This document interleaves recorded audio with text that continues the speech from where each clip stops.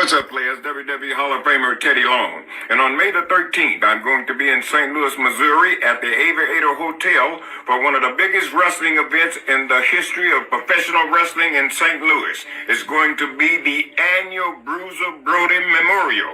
Also, we'll be doing inductees for the St. Louis Wrestling Hall of Fame. Now, two of those inductees I do know. One is going to be Jerry Briscoe.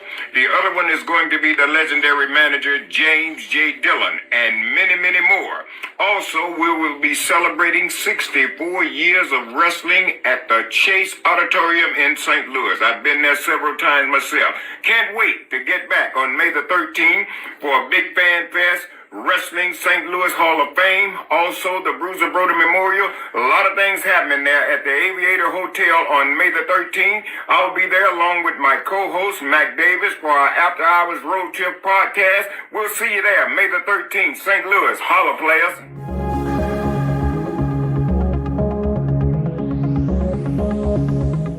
Hey, this is Fred Ottman, Tugboat, Typhoon, the Shockmaster, the B-A-double-D, Big Steel Man, coming at you live from Tennessee. Scott Wilder Promotions and SICW has teamed up to bring me to St. Louis, Missouri. That's right, at the Aviator Hotel and Ballroom on Saturday, May the 13th. I'm looking forward to seeing all the SICW fans, and I want to thank promoter Herb Simmons for his 50 years of keeping the memories alive in St. Louis. That's right. As a wrestler and as a wrestling fan myself, thank you, sir, for everything you've done for the business.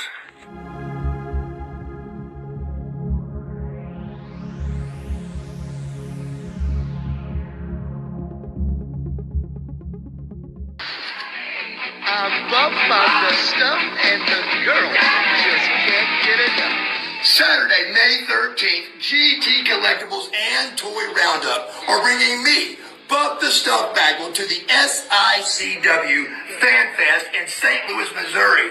I will be at 6921 South Lindbergh Boulevard in the Aviator Hotel and Suites. Come see me, Buff Daddy, live and in color to get your autograph and your picture. I will see you guys May 13th in St. Louis, Missouri. Buff Daddy is out.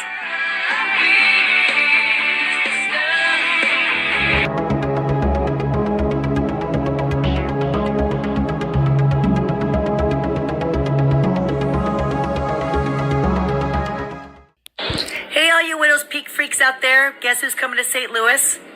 This chica, this bad baby. That is right. May 13th, St. Louis Wrestling Hall of Fame and Fanfest. Details are below. So get your tickets now. Meet and greet, baby. It's all fun. It's all fun and games. So I love these things. You know that. I'm addicted. Anyways, I love you guys, and I will see you May 13th.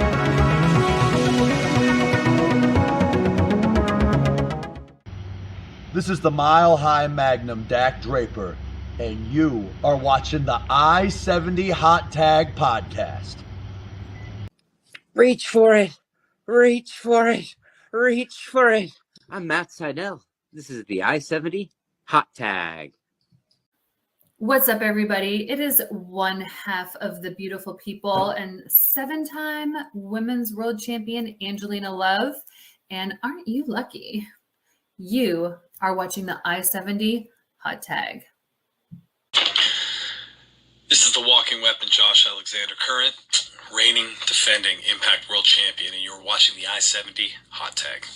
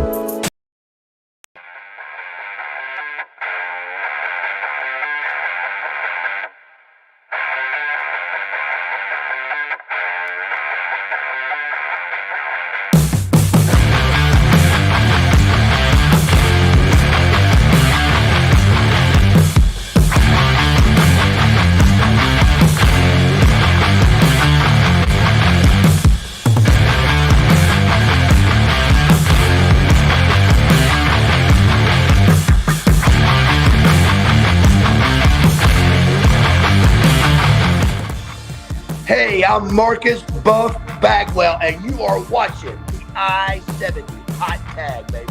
Check it out, and remember, no matter what, I'm Buff, and I'm still the stuff.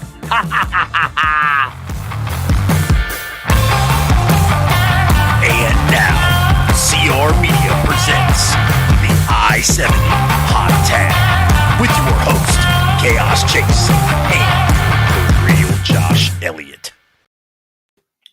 What is going on, everybody? It is your boy Chase, aka CR Media. We are back here. My hair is a mess, bro. We are back here for another edition of the I-70 Hot Tag. We've got a phenomenal show planned for you guys tonight. We are on episode, oh my gosh, 53. 53. Woo, man. And super excited to be here with you guys tonight. We've got a great show planned for you. I appreciate everybody jumping in the comments, including our guy, Tyler Cooley. May the 4th be with you. Gears of Kai. It's time for another great episode. Yeah, that's right. Share. Show some love. New intro. Looks sleek. Absolutely. Say what's up to Dean Houston. Also, say kudos to Josh on that new entrance video. We Appreciate it, sir. Absolutely. Dig it. XWE local fight night was epic. Indeed it was, Brian. Indeed it was. I don't know. We'll get into that, Brian. We will get into that because we've had a lot to unpack the past couple weeks. We haven't had a whole lot of time to talk about that. But man, XWE local fight night turned into something really big, Josh. And Valencia Paz, man. I saw it was Paz's birthday. Paz, Angel's birthday, man. And I wanted to I thought about messaging Hoodie and being like, hey, can you send a birthday message to Paz? Just let him know that this may be your last birthday. Because it's counting down a couple more months. Down, man. You messed with the I-70 Hot Tag, and you asked and you shall receive. Like I told him at the venue, you have an empire, we have a tribe. And I'm bringing a tribe with me to Leavenworth, Kansas in August. But we're not going to talk about that tonight, guys. We're going to talk about some other things here. Sorry, frog in my throat there. Anyways, we've got a special guest for you guys tonight. We've got Herb Simmons on tonight. And as you guys know, Herb Simmons is hosting one of the biggest, if not the biggest, Fanfest in St. Louis, Missouri. For SICW. They're going to have tons of legends, tons of wrestling personalities there. And we are fortunate enough to be a part of this event. So we wanted to bring Herb Simmons on tonight and kind of talk to Herb about, his promotion, SICW, Southern Illinois Championship Wrestling, and kind of talk about, the event and whatnot. Because like I said 1 year ago, guys, the I-70 Hot Tag, the reason why it was named the I-70 Hot Tag was because eventually we were going to have to start expanding. And, a little bit.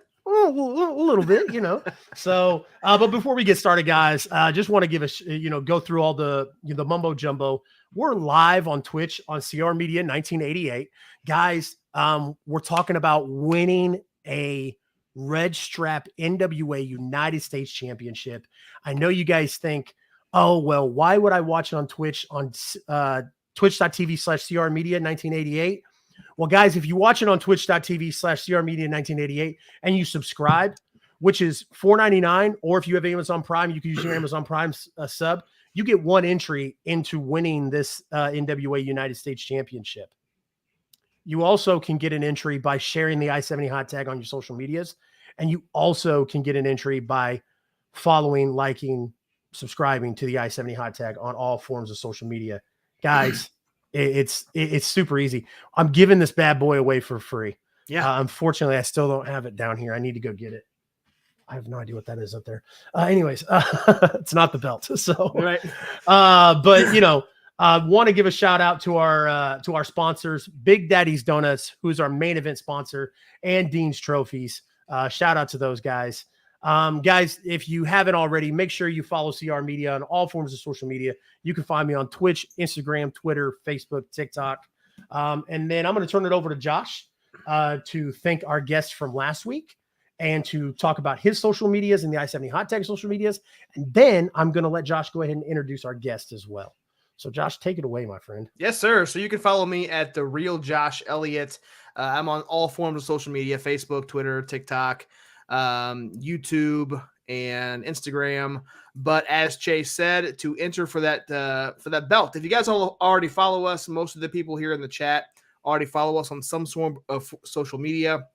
We are on Facebook. We're on Instagram, Twitter, YouTube, and TikTok. Those are the 5 places you guys need to follow us, and screenshot that and send it to our Instagram Messenger or Facebook or Twitter. It really doesn't matter what form you send that to, but we do need the screenshots to be officially entered. There's only 1 more week left to do it. So if you have not done that yet, send those screenshots over. That's how you're going to get entered into the drawing for the NWA United States title. But yeah, guys, we're close to, I think, 650 now on the TikTok page. I know we were trying to push that earlier this year. We're at 650 roughly. So, and I am starting to post a little bit more, trying to get more on the daily posts if I can, to kind of boost that algorithm a little bit. Cause I was just posting once a week or so. So that wasn't doing very good on that page. So if you guys have a TikTok, follow us there. We do post clips of the show that we don't post in other platforms. So you guys can see different clips from interviews we've done in the past. So go check it out. Absolutely. Again, want to give a special shout out to our guest last week, Dan the Dad. And then, obviously go check that out on the YouTube. And without further ado, Josh, you want to go ahead and introduce our guest? Yes, sir. So May 13th, we've got a huge Fanfest event in St. Louis at the Aviator Ballroom and Suites. We are going to be joined with the Southern Illinois Championship Wrestling SICW owner and promoter. Let's bring him in, the man himself, Mr. Herb Simmons. How you doing, sir? Hey guys, how you doing? It's my honor to be here, be a part of your great show. As I said earlier before we went on, I try to watch you guys as much as possible, and you guys hit a home run each and every time you're on, and I'm just honored to be on and appreciate the support you're given as a sponsor of the biggest fan fest to come to St. Louis, and it's really an honor to have you guys there. Absolutely. Pleasure is all ours, Herb. Anything we can do to help out, Missouri, Kansas, even, SICW, kind of shifting into that Southern Illinois, St. Louis area. Definitely a pleasure. Herb, if you've watched this show, you know that I like to start off every single interview we do by asking you to tell us and our viewers, who is Herb Simmons? Well, you said owner, promoter of SICW, you left out probably the jack of all trades and a master of none, really. It's been a long time, but Herb Simmons is a fan of professional wrestling, have been since I was, I believe, sucking on the bottle. And it's just something that I started off young. My mother was an avid wrestling fan.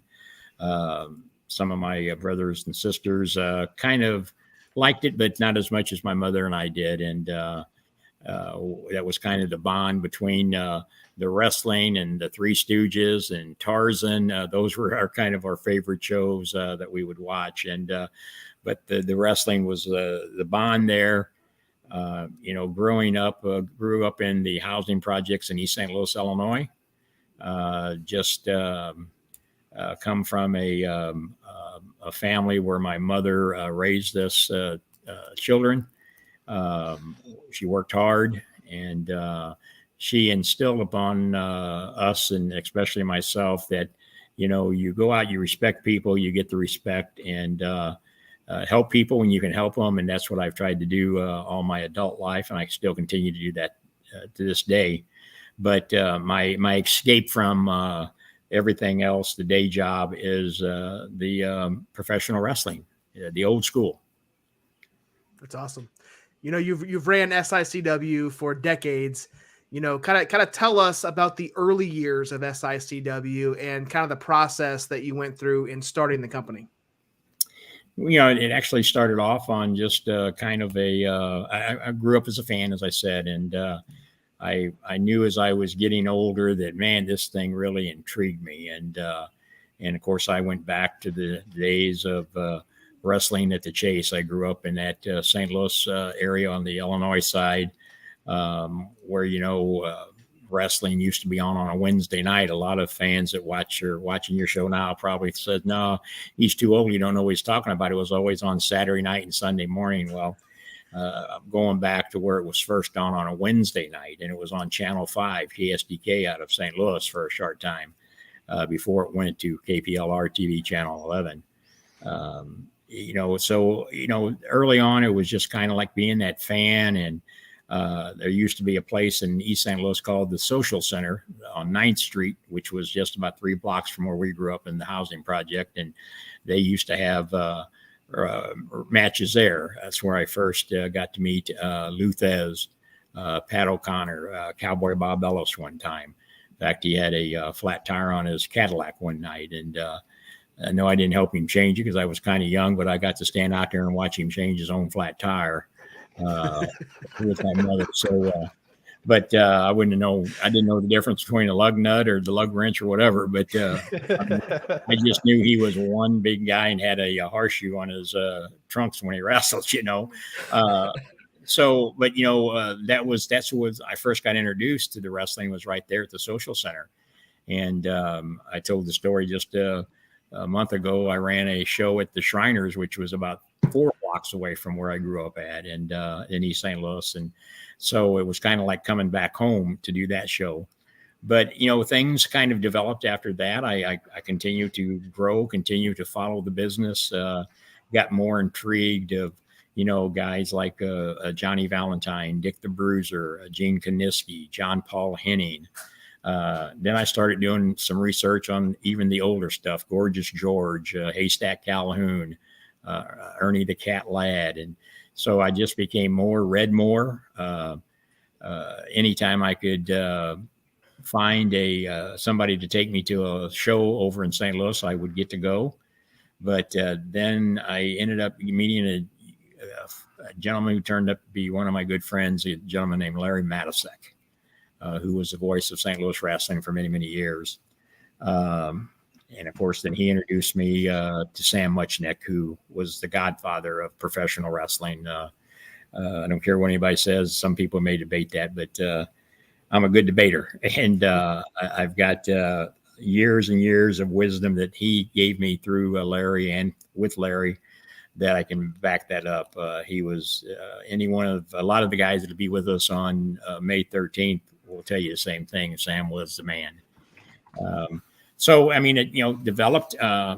Sam always, my first encounter of Sam wasn't, I was scared to Jesus out of me because growing up, I'd always heard the horror stories of the business, how you didn't invade people's territory. You had to be careful. They had all these territories across the country. And if you stepped on somebody else's territory, you may end up finding yourself in an alley somewhere. And when I first met him at Larry had taken me to early dinner with him one night at the Fairmount Park racetrack. He liked to go and play the ponies and had a good steakhouse there. And he loved his steak. And Larry, introduces me, and he's cutting his steak up and tells me, he said, yeah, Larry says, you want to know more about the business. And I said, well, I don't want to be a worker. I'm smarter than that. I don't want to take no bumps. And I said, but I like to learn more of the back rooms of it, on how it's done. And as he's cutting that steak up, and we sit there and talked, and we must have sit there for, an hour. And he took that steak knife, and I thought, oh, hell, this is it. What I've been hearing all these years is happening. He's going to stab me or something, And he took that steak knife and he pointed it to his ears, and he said, if you keep these open, you keep this shut, he said, you'll go a long way in this business. And that's always stuck with me. And so for 50 years now, I've tried to do that. Some people will take my kindness as weakness, but Sam always ruled with a iron fist also. He was a peacekeeper. But I learned so much from sitting in the office. Larry would take me over. Larry started working for him when he was 16 years old. And so Larry would go over there. In fact, when Larry first made the appointment to go see him, his dad had to drive him over because he didn't even have a driver's license. And but then when Larry started going, his dad, Edwin, I'd drive right over with him. And Sam opened up the file cabinets and said, whatever's in here, you can read, you can go through. One rule is nothing leaves this office, and what you hear in this office stays in this office. And I heard some things that some one day, if I ever write a book, I'll write, but some I'll take to the grave with me.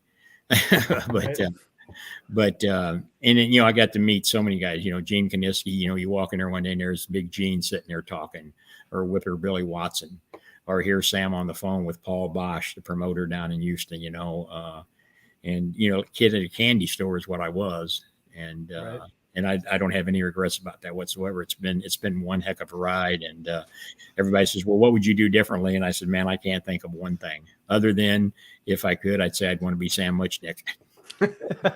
There you go. So Herb, real quick before I ask you this question, I got a side question on top of my question. Are you glad that the business isn't like that anymore? Am I glad the business isn't like As that? far as promoters not coming and tying concrete blocks to your feet because you ran a show on the same weekend that they did, type of thing. Well, I think I'm not happy of the way our business has turned out, but I don't have any control over that. Do I wish the business was back as far as the way it was delivered, presented back then? Yeah, I wish we could go back. I wish we could go back to the territorial days, because I think right now oversaturation is what is hurting our business. I've said that all along. Some people will disagree with that, but I can show them where oversaturation in small areas doesn't help the talent, even though the talent thinks it does. If you and I are fighting in this town tonight, and then you and I go 10 miles down the road and we're fighting again, 99% sure we're fighting in front of the same fans. Yeah. And I get crucified sometimes, because several years ago, my locker room, I took the blame for it because I'm the big boy in the locker room, even though it was a talent that said, hey, we need to protect our territory. We need to, we've built something over all these years, and we need to make sure that we're protecting it the best we can. And so they instituted, they wanted to make it a 50-mile rule. And I said, no, come on, this is 20 per year, 19 or 18, I think it was. I said, nope. I said, no, what about 25? Well, that's some of the other promotions out there. And I love all of them. They're all trying to do the best they can, but they all make fun of the 25-mile rule. And they think it's because that's what Herb Simmons wanted. Well, no, that was what the talent wanted. When you stop and think about it, it helps the talent out because, like I said, most of the talent out there nowadays don't know what road trips is all about. They think a road trip is getting in a car and driving 5 or 10 miles to the next little community center or whatever it is, working in front of the same people. So they're not getting any more exposure. When you're talking about a road trip, get in a car, go to Chicago, come out to Kansas City, that type of stuff, if you're really serious about being in the business. But again, I'm the big boy. I take that. I mean, when they're talking about me, they're leaving everybody else alone, I feel. But yeah, to answer your question, yeah, I'm kind of glad that you don't have to worry about that from the promoters. Yeah. But again, I think that, territorial. I think a phone call, you know what I mean? Like, I think a phone call or a genuine, conversation between promoters is a lot better than, sure. Because Kansas City, I don't know about St. Louis, but Kansas City was a lot different back then. Oh. There was mob bosses who ran, the laundromats and plus the wrestling promotions. So, guys, like I said, if you screwed one wrestling promotion out, they would tie center blocks to your feet and you'd be swimming with the fishes. Well, I remember the company that opened up out in your way out that the NWL major. When he opened up, I was one of the first people he contacted. He wanted me to come to work for him, and Larry Matasek and I met with him on 3 different occasions. He wanted me to run this. He showed us his old business plan. He had a 5-year business plan. He showed us that. We met with him on 3 different occasions, and he had great ideas, but I think he would tell you to this day one of his downfalls was he was listening to too many people. It was in his ears, and he was treating the boys right. He was probably paying a lot of them more than they'd ever been paid, and I was happy for the boys, even though I cautioned some of them that they needed to be careful. And of course, history in this business, it's like a roller coaster. I've seen the ups and downs of professional wrestling, and I think you guys would agree right now, wrestling is reaching the top of the roller coaster. But believe me, as I sit here tonight, it will take a dive, and it's if you go back and just look at it, it's done it time. And Sam used to say that all the time. Enjoy it while you can, because you'll get on the downhill side of it, and it'll go down. But everybody seems nowadays want to be in the wrestling business, and that's what I say by oversaturation. I work with several other organizations, New Breed Wrestling down in Southern Missouri, ACW, Impact Pro Wrestling. Before my late friend Bert Prentice Championship Wrestling, I work with Jason Jones, Mid-Stage Championship Wrestling. There are some promotions I won't work with, and it's nothing personal; it's business. But again, if somebody calls me up and like Jason Jones is coming up to help me on May 13th, New Breed. So I mean, it's all in what those promoters want to do. I have some that call me and say, "Hey, we're running this angle. What do you think about this?" And I give them my best opinion, and I think it's just because I'm older and I've seen every angle out there. I've got all the records and files from Sam Muchnick and Larry Matisek that was left to me. I got every match that ever took place in St. Louis at the Kiel Auditorium, at the Checker Dome, or on TV. I've got the library from Wrestling at the Chase, the library from Dick the Bruiser's TV. So I remember Hacksaw Jim Duggan, I was taking him back to the hotel one night, and he said, "Herb, all you're doing is repeating history. A lot of these angles that we're shooting now were shot 30, 40 years ago, and they work." Because nobody was around or nobody remembers them. Yeah. I mean, if it works, man. And sometimes, like, that's the great thing about wrestling. Sometimes you can do that. But I wanted to ask you, on Monday, we watched the tag team match featuring Khan and the Big Texan. And they're going to square off on May 13th in a Texas death match. So for our viewers that aren't familiar with this feud, Herb, I want you to give us an overview of the differences between Khan and the Big Texan. Oh man, it's difference between a Cadillac and a Volkswagen. I mean, Khan, Attila Khan is a gentleman who was trained by Harley Race, and somehow or other went off into the far, far away lands of Mongolia or wherever he comes from. And here's a guy that takes no prisoners. He's had some of the biggest battles ever. I've seen the guy bleed buckets of blood all over. I mean, I used to take him to shows when I had him under contract down to Tennessee. He's been down in Southern Missouri with New Breed Wrestling. He's been up to Austin Bayless, another promoter I work with up in Iowa. And this guy is tough as nails. And like I said, when he comes out with one mission and one mission only, and that's to win. On the other side of that coin, you've got a guy that is big, mean, the Big Texan, been around a long, long time. It can take more brutal punishment than most men can. And they've had this feud going on back and forth. And that's why when it came down to that tag match you're talking about, it was actually I decided that whichever team won that night, whether it be Devastation Incorporated, which is led by another, probably one of the most controversial managers that's out there, Stephen E., who for some reason woke up one morning and said him and his investors are going to buy out SICW with a blank check. And probably the blank check would bounce all the way to the bank. But or whoever won that tag match would get to pick the stipulations of the match. And of course, you saw the outcome of it. And Big Texan said, "Hey, it's going to be the old St. Louis Texas death match, because that's how Sam Muchnick would settle a feud of such a nature of like that."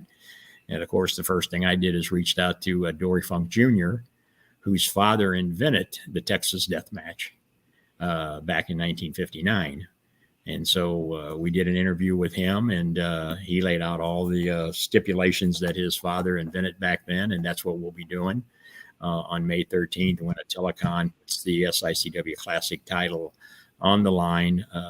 And I don't know if you've ever seen our championship belt, but it's got every name that we've inducted into the St. Louis Wrestling Hall of Fame on it, starting from Sam Muchnick all the way to everybody. And it's like 44 names on it. And then Big Texan has nothing to lose and everything to gain. And I mean, it's gonna, if that was the only match on the card that night, it's worth the price of admission to get in, because those guys are gonna have to prove who's the monster. Right. You know, you kind of mentioned the St. Louis Hall of Fame, and that kind of leads me to my next question. On May 13th, Jerry Briscoe and J.J. Dillon are going to be inducted into the Hall of Fame. And I just kind of wanted to ask, kind of tell us your relationship with both of those guys and what they meant to St. Louis wrestling. Well, you know, Jerry Briscoe, brother of the late, great, one of the greatest NWA champions of all time, Jack Briscoe. Jack had so many great matches in St. Louis and anywhere they went. And then, of course, when him and Jerry would tag up, they were big all over the world, whether it be Japan, Puerto Rico, wherever they went, the Briscoes. And they always seemed to end up having the big feud against the Funks. That was one of the big feuds that took place right there in St. Louis. Jerry's a dear friend. He's another guy that I can pick up the phone right now tonight, and if he's sleeping, he'll wake up and answer the phone. But that's because of I think he knows that I never forget where I come from. So Jerry is very deserving of being inducted into the class of 2023 into that Hall of Fame next to his brother Jack. Probably should have been done sooner, and I take full responsibility for that, as I tell him, because he always razzed me. A real quick story before I talk about JJ. I had Jerry had him in several times, and I called him in one time. I said, "Come on in." I said, "Well, Larry and I'll take you out for a steak dinner." And so we do the show, and he brought his son Wes with him, who will also be coming on May 13th. So after the show gets over with, we hop in the cars and told them to follow us, and we ended up pulling in a Steak and Shake parking lot. And Jerry's never let me live that down. He tells everybody, "Yeah, Herb promised me a steak dinner," and he took me to a Steak and Shake. So this time I'm going to try to get him out for a steak dinner because he deserves it. He's really active in the Tragus Thez Hall of Fame in Waterloo, Iowa, which I go up every year up there with him. And he's even asked me to send in a couple years on the training sessions they've been there when he's scouting out talent. So very well deserving, just die hard wrestling business through and through.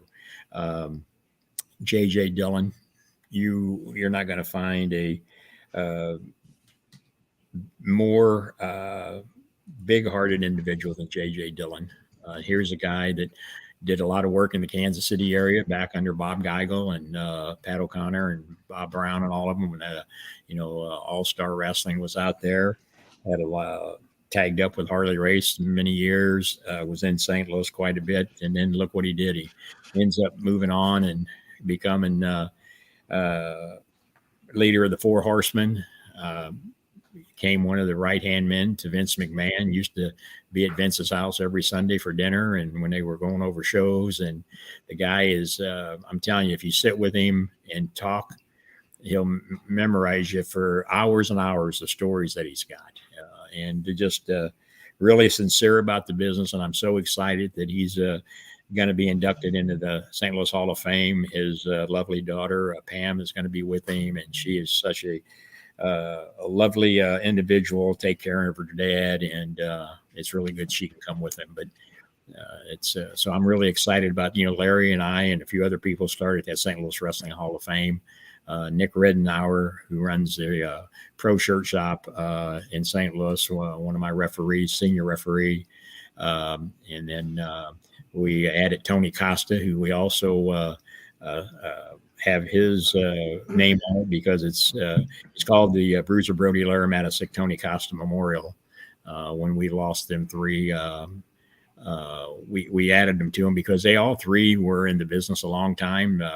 When I had Brody on a card, he'd always want Tony Costa. We called him Little Dynamite. He ran the MMWA for many years. Him and I was over there, and so we've got their three names added, and it's good that JJ and Jerry will be there. And of course, I'm excited. JBL is going to come in and do the induction of Jerry, and JJ's daughter asked if I would do the honors of inducting her father. So I'm honored to do that. That's awesome.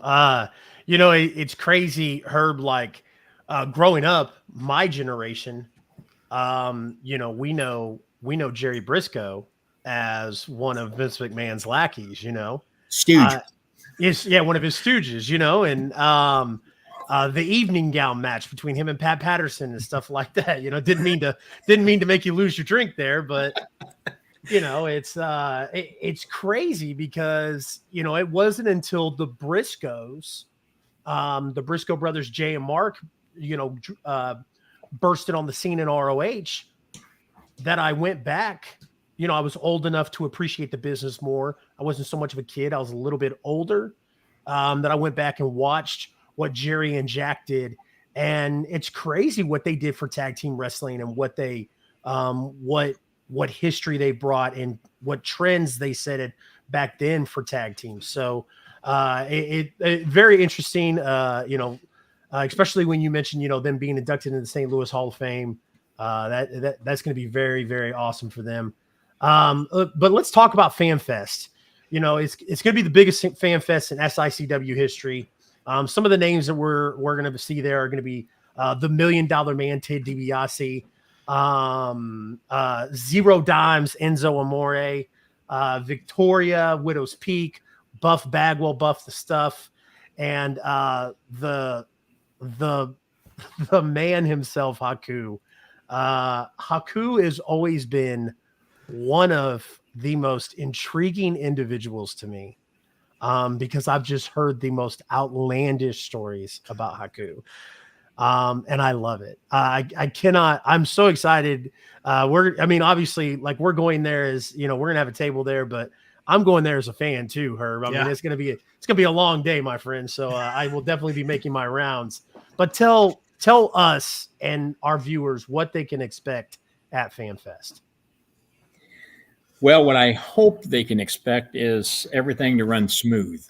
But remember, this is professional wrestling at its finest.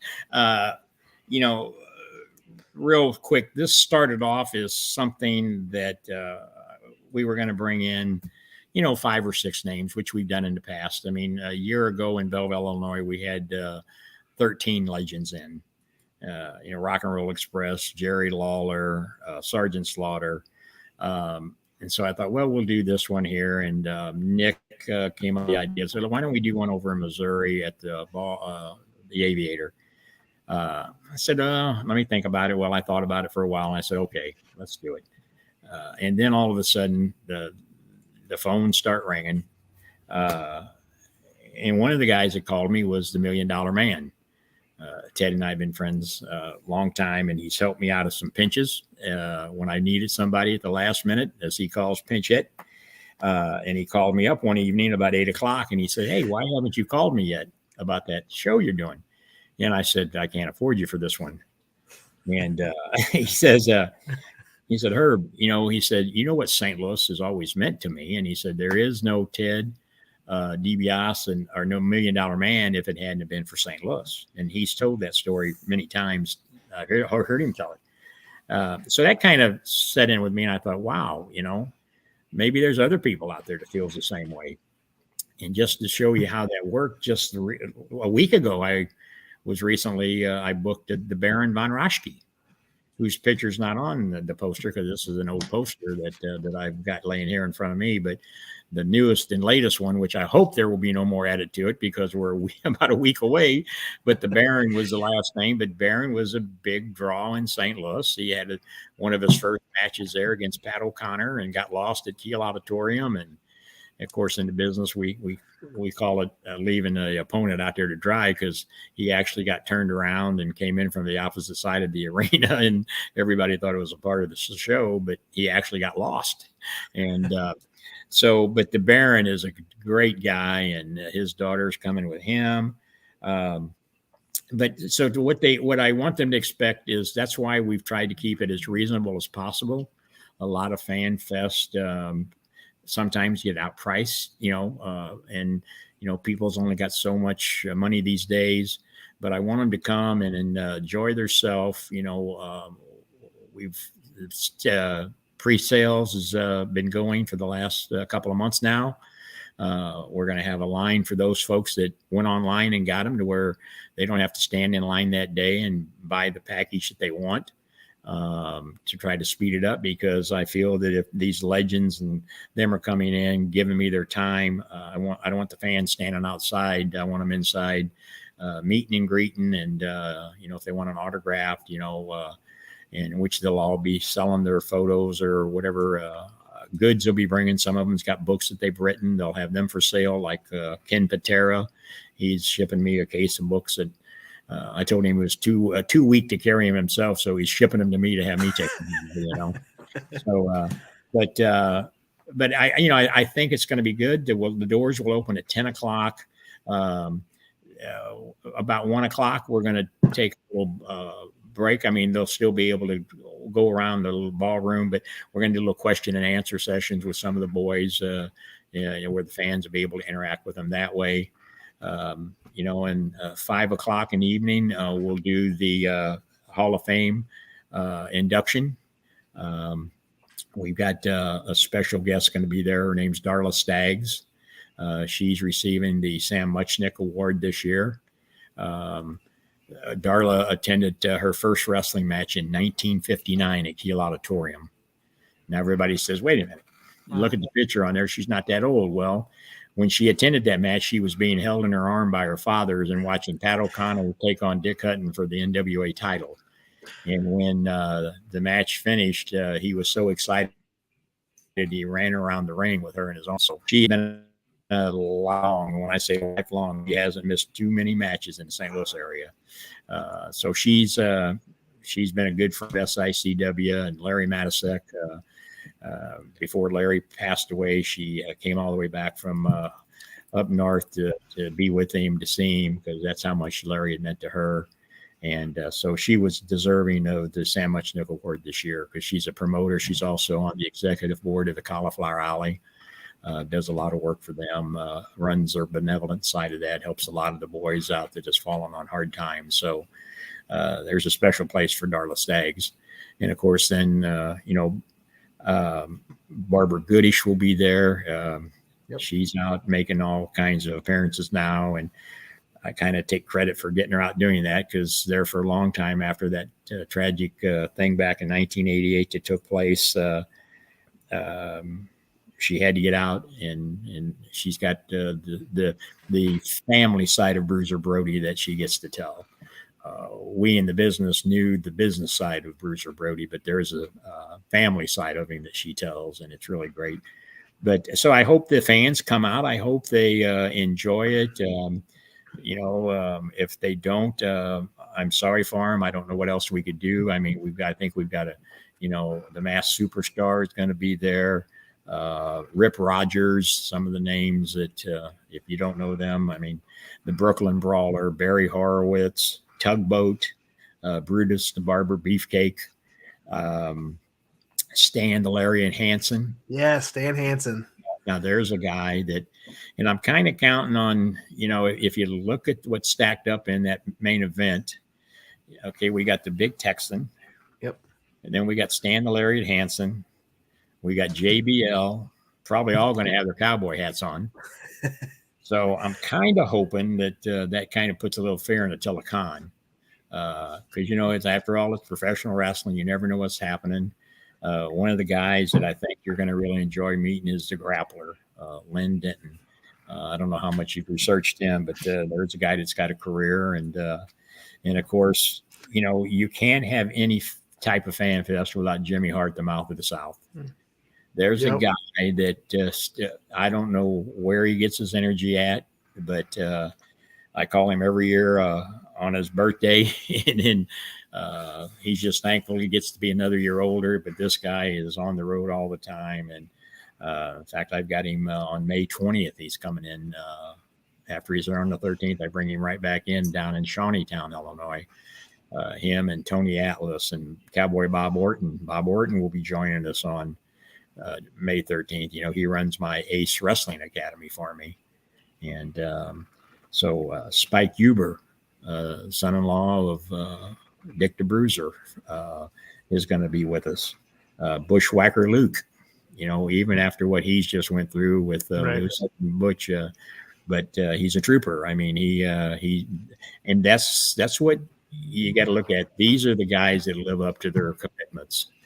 If they get booked, they're there unless they got their head in their hands and they can't make it.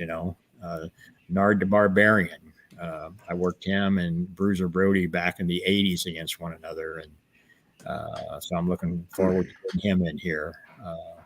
So, Teddy Long and Mac Davis. I mean, I just did their podcast tonight at 5:00 with them. They've really been helping like you guys have. So all the stars are aligned. Tickets are still on sale at SICW.org.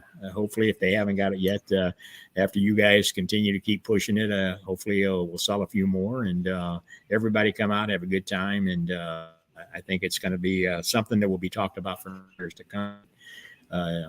The only other one that I know that was close to this, I helped do in 2012 in St. Charles. They didn't have the wrestle match. They didn't have the Hall of Fame. We had our ring there. They used it for props for photos, but we had 22 legends on that one. Dorian Terry Funk, Jimmy Snuka was with us, Buck Robley, Greg Gagne, and Tommy Rich. But when you add everything that we're doing here with the Hall of Fame, with the wrestling match, and the vendors, I think this will be talked about for years to come. Yeah. I was just going to say one of the names that you said, obviously all these names stick out, legends and whatnot, people have contributed to the business, but I loved how you emphasized Jimmy Hart.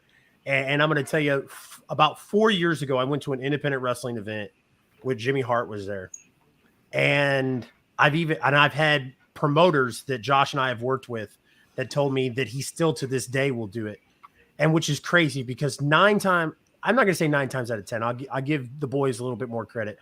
But some of your seasoned guys, about 7 out of 10 times, Herb, will leave the venue. They'll get their, they'll do their work, they'll get their bags, and they'll leave, which they're entitled to, of course. But somebody like Jimmy Hart, who has done 100 times over for this business than what a lot of people have, will still help and break down at his age, at his stature. It just blows my mind. I got videos and pictures of him at the Belle Claire Fairgrounds helping set chairs up. Yeah. And if you try to tell him no, he just, no, I'm here. He's that type of guy. Yeah. I love that. Of course, he always charges me an extra bag of White Castles because that's my man. One of his foods I have to stop and get him when I pick him up at the airport. But I don't like doing that. But you talked a while ago about Haku. Let me assure you, every story you've probably heard about him is true. It's true. That's what I'm afraid of. and I tell people that if I'm ever in a bar and I need help, I'm going to ask whoever's getting ready to beat me up to wait so I can get him up here because I want him on my side. That's right. Yeah, that's right. Great. He's a great guy, and then of course when you put him and Barbarian, the Faces of Fear together, I had them in a cage match last year up in Belleville, Illinois. And Wow. it was a wild one. It was Faces of Fear against Attila Khan and Sheik Prater. So, and when I talk about a steel cage match, I'm not talking about the cyclone fence. So we've got a regular steel cage, and really impressive looking. In fact, we'll be having that back in place on June the 3rd. We're doing a fundraiser for a police officer over here who was shot in the line of duty, and we're doing a fundraiser for him. That's a lot of what we do. 95% of the matches we do are fundraisers for nonprofit organizations, whether it be the police, fire, charitable organizations. That's what we've been doing for 50 years. That's amazing. Yes, it is for sure. And you can see my background there. You see them guys there? Yeah, I do. yeah. Yeah. That's the three guys. That's the three that allowed me to be able to sit here and do what I'm doing tonight. Yep. That's awesome. That's awesome. So I kind of wanted to, as we kind of wind down a little bit, got a couple more questions, but Sure. I kind of wanted to think about some of your current talent that wrestles in SICW. We cover mostly Kansas and Missouri. But some of the guys that wrestle in SICW, we've covered here in our area as well.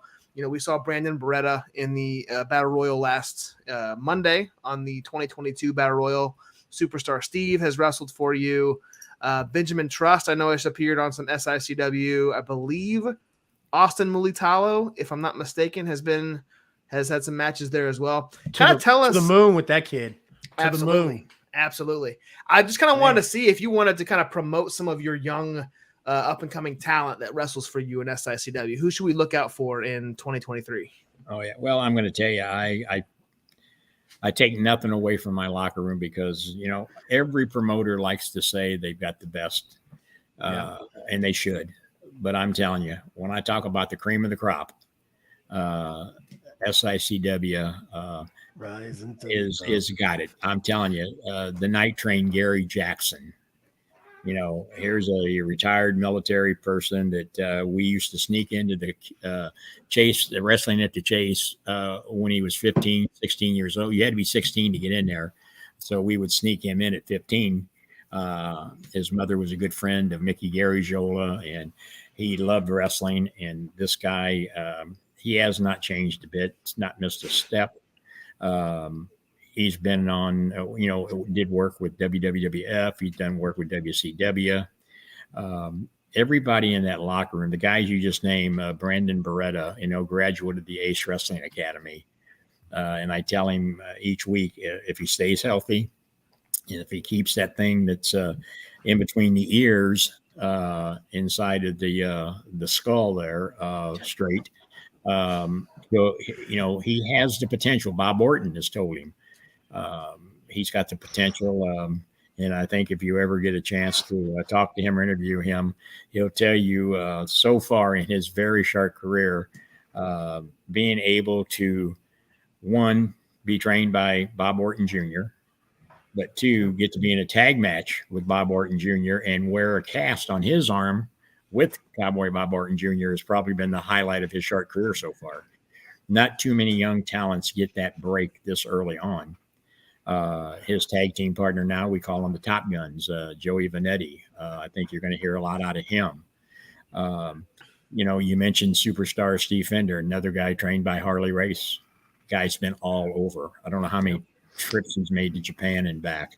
And he's a guy that I can pick up the phone and call, and he's there.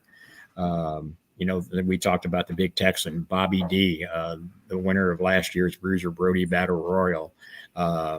Unfortunately, just lost the Central States title to Sean Vincent. Sean Vincent's been in the business 20 plus years. So when you look at the guy, they're older talent, but with older talent, you've got seasoned talent, and you've got guys that I tell everybody the biggest problem in today's business is a 3-letter word called ego.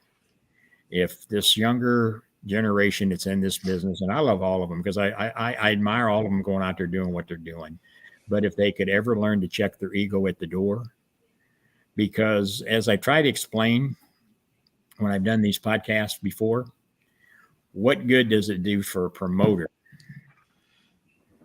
to not want to have the best in this business. Why would I not tell you what's good for not only you, but for my business? If I tell you you got a bad attitude, trust me, you got a bad attitude. If you got a good attitude, your good attitude makes us all look good. And if they would just learn to leave that attitude at the door, go in and take care of business, and understand that it's professional wrestling. If they haven't learned by now what professional wrestling is, what it means, what it consists of, then they should not be there. Right now, when somebody starts talking about, well, when do I get to have a strap, or when do I get to have a title, or when do I get to have a belt? Why am I not in the main event? I know many guys in this business. I'll name a few of them: Roger Kirby, Bulldog Bob Brown, Mike George, guys in the business that a lot of them were called curtain jerkers, made a living putting guys over and making stars out of them, but they were able to make a living out of it. Now, everybody's kidding themselves if they're going to go out there and say they're going to make a living in today's business. It will not happen. I made an offer about a year ago when there was some unhappy individuals, I'll say. I said, bring me your tax forms and show me what you made in this business, and I'll pay what you owe. Nobody took me up on that, because half of them probably aren't claiming what they make, and the other half aren't making anything. And that's one of the reasons, is because of their ego. My guys that work in the dressing room will tell you, you made the comment a while ago, a handshake and a hot dog. That was out there for years. That happened to wrestlers. Doesn't happen at SICW. I believe if you come in and do a job, you're going to get paid. Nobody should work for free. Now, I'm not going to say if we do a fundraiser like this, police officers, my guys donate their pay to go towards that fundraiser. This is a police officer that was, protecting and serving and ends up getting shot. And my locker room steps up and says, hey, what can we do to help out?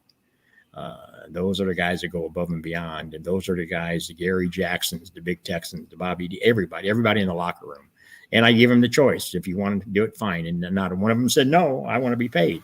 So I think that's what separates a lot of it. Not to say that there isn't guys from other organizations that wouldn't do that either. You don't hear about a lot of it. But I think that ego is the number one problem that the younger wrestlers out there today have. I wholeheartedly agree.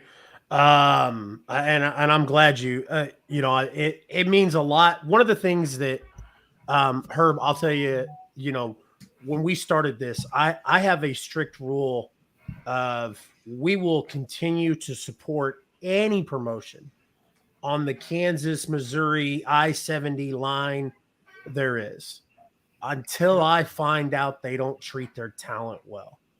And so it's very easy to have guys in the chat, back you up and to hear you say, hey, my guys have never had to do that. And that's awesome. I will tell you, not to put you on the spot, Herb, I've got a question for you. But then we also have a viewer question here I wanted to get. Casey Houston says, in regards to women's wrestling, is Shylin someone you would be interested in booking? Very interested in booking. I met her. Absolutely. Met her when she was down in New Breed is where I first met her at. Yep. It's no, and I'm gonna, and I'm walking on, I'm treading thin ice here. Okay. That's all right. When I talk old school, if I talk it, I got to be able to walk it. Okay. Yep. And I think she is a very, very talented individual. She's so talented that some promoters have her out, and she's probably well within her rights to do it. She's in mixed tag matches. But in old school, and I guess what I'm trying to say, if there was more female wrestlers out there, I would have her in on one of my mainstays. Well, But- don't you worry, Herb. I've got a list. I've got a plethora of female talent that I will message you a list for, and what I will do is when I make that list and I send it to you, Herb, at the top I'm going to put Shooter Shailin's victim list. There you and go. I want you to just cross them off. He, Okay? You stack them up, and Shooter Shailin will knock them down, my friend. Well, and I've used female wrestlers, Miranda Gordy, Yep. another great talent. Oh, absolutely. Of course, Terry Gordy. Yep. I think one of the greatest. I remember when Larry and I brought him into St. Louis, we were getting ready to bring that Von Erich and Freeberg for a feud to St. Louis before it all fell apart. So I've used Miranda, Malaya Hosaka. You want to see a female talent out there that she's another one. Don't take any prisoners. Her, Miranda Gordy's had some knockdown dragouts. Yep. I've seen this young lady. I've talked to her. And like I said, I'm waiting for the day that I can just get the right combination. And for your viewer there, rest assured she will be a part of the SICW show. Fantastic. Herb, what advice would you give? Usually we have to ask these questions to wrestlers, but I want to ask you, what advice would you give to somebody who is looking to get into the booking, promoting side of things? And this kind of sounds self-centered, but find yourself somebody who's got the experience. That's not going to BS you. And like I said a while ago, if I'm going to talk it, I got to be able to walk it. And I'll give you some examples, and not only with promoters, but with workers. That's the other thing. Sometimes their ego lets them fabricate. I've had wrestlers, I heard them sit back and tell stories about, man, I was at a place and Ric Flair walked down these same steps that I walked down. Well, guess what? Ric Flair was never, ever inside of that building, because I know the building he's talking about. So they can't BS me, because it just means I've been around a long time, because I have been.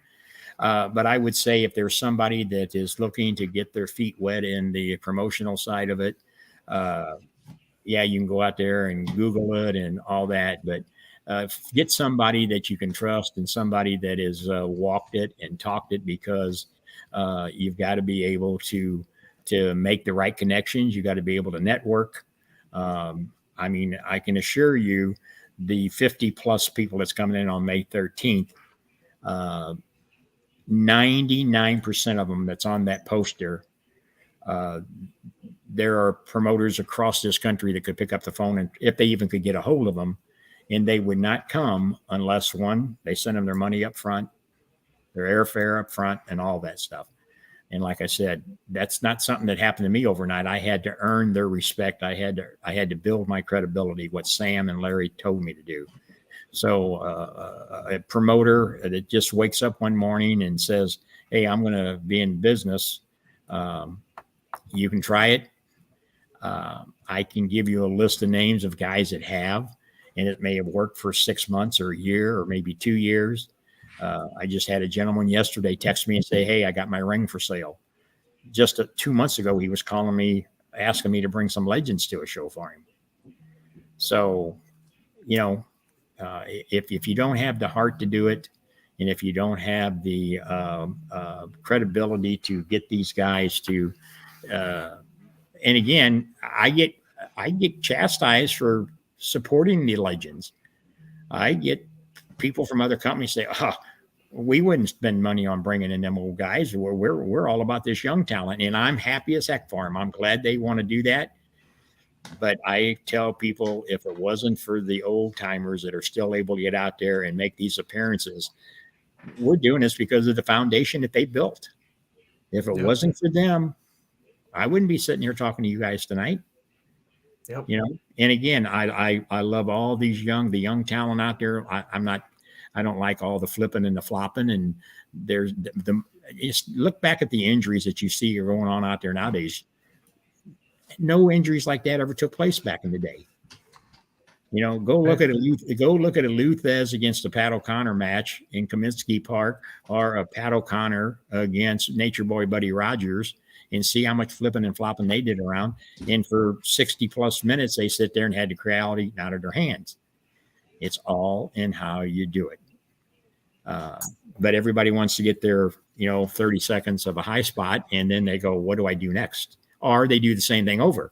And as long as the crowd's buying it, I guess they're happy with it. So, Yep. But that's my advice to anybody who wants to be a promoter. Find somebody, and there's promoters out there that can, but there are some that what they can tell you truthfully, you couldn't fill up a thimble. Yep. Jim Hoffarth said, road stories are awesome. They are. I as a fan, as somebody, I mean, absolutely. That's what I love about Joe Helms. Here's a funny story. I went to a Mid-States event and sat right next to Joe Helms' parents. Nice. Yeah. I'm going to tell you, there's a guy right there that they keep your eye on him, Yeah. I love his look in Mid-States. He comes out in that in those football shoulder pads, kind of like that big van WCW New Japan Big Van Vader look. Yep. Oh man, it was very intimidating. And then I met his parents, and his parents are the sweetest people on earth. And I'm like, there's no way that a big mean guy like that could come from those sweet people.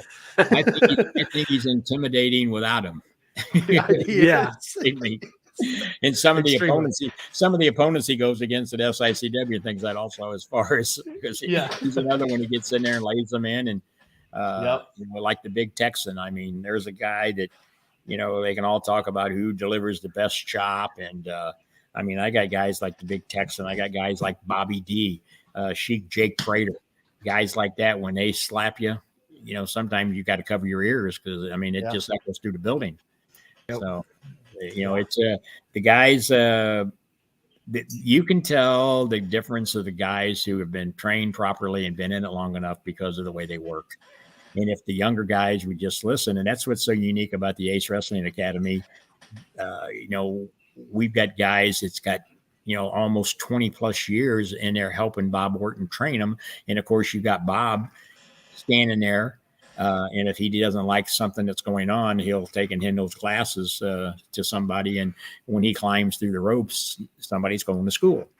And it's not personal, it's business. It's his name that gets to sign off on if they're ready. And, ask Brandon Beretta, ask Big Nasty Glenn Williams, a guy that is he's another one. If he just keeps going the way he's going, he's gonna do good.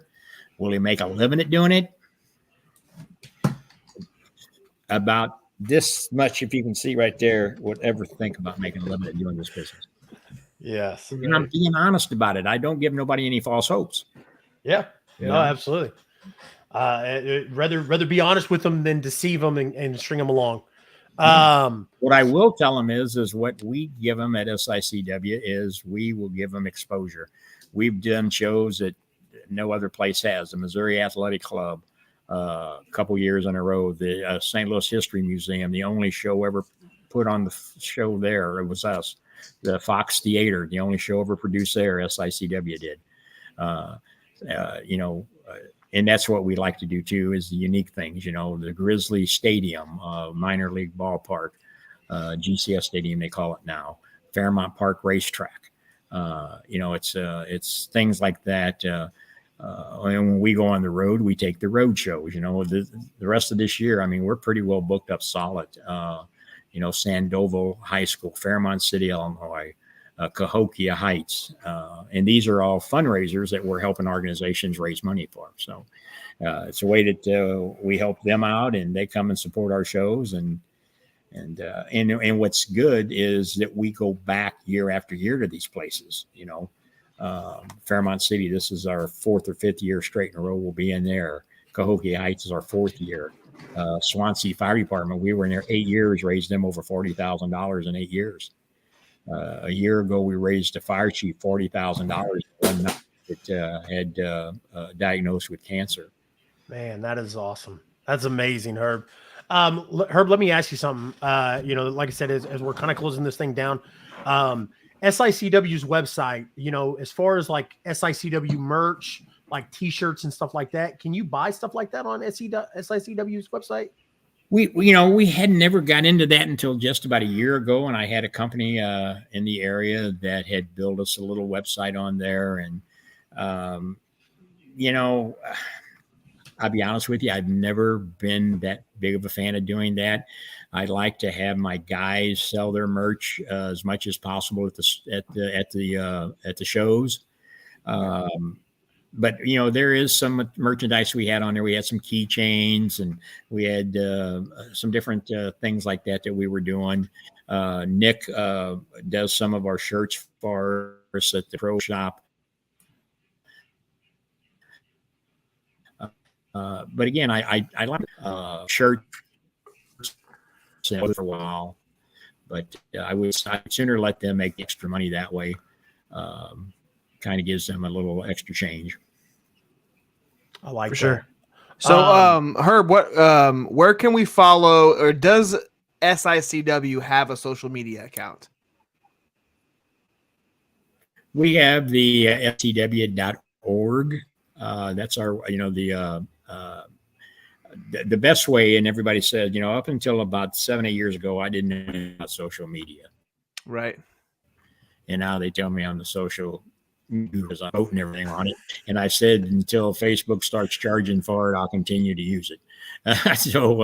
But it's the best way to get out there. SICW Explosion, we do our Sunday night show on YouTube and on SICW Facebook, on St. Louis TV. We're on there every week. And over the years, we've been on Charter Cable, and then they jacked the prices way up on us, so we got off of that. But we got some things working in the future. Like I said, I've got all of the Dick the Bruiser's TV library. We've got a new studio we just put together that we will be maybe as early as this coming Sunday, maybe showing it off where we do our Sunday night show at. We like to play. What I've done over the years is Larry Matisek and I, on our Sunday night shows, Wrestling Explosion, we would mix the old with the new. We would showcase our young talent, but then this week at the early part, we may have Bruiser Brody against Dick Murdoch, or Ric Flair against Dick Murdoch, or Harley Race, and then we'd have our local guys. So we were giving the best of the demographics, showing the old and the new. I've said all along, if Vince McMahon would take all of the library that he's got, that he's bought up from everybody, because he's got everybody's, but what I've got, he doesn't have the St. Louis. He tried buying it, but we didn't sell it. But if he would take all of that old footage from back in the WWF days and mix it in with the new stuff, how many more of those ages of our people, our ages, would start watching it more? You go in there and watch the Iron Sheik and the Sergeant Slaughters and them, the big wars that they had, mixed in with the new guys. But just take one match, it's there's something on every night he's got on, it seems like. But no, I said he'll hear somebody say Herb said that, and he'll do it, and he won't give me any money for it. There you go.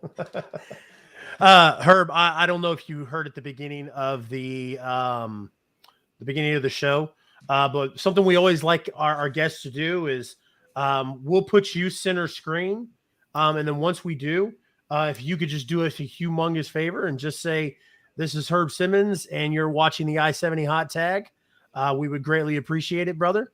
Like I said, Josh will remove me and him off the screen, and you just go whenever you're ready.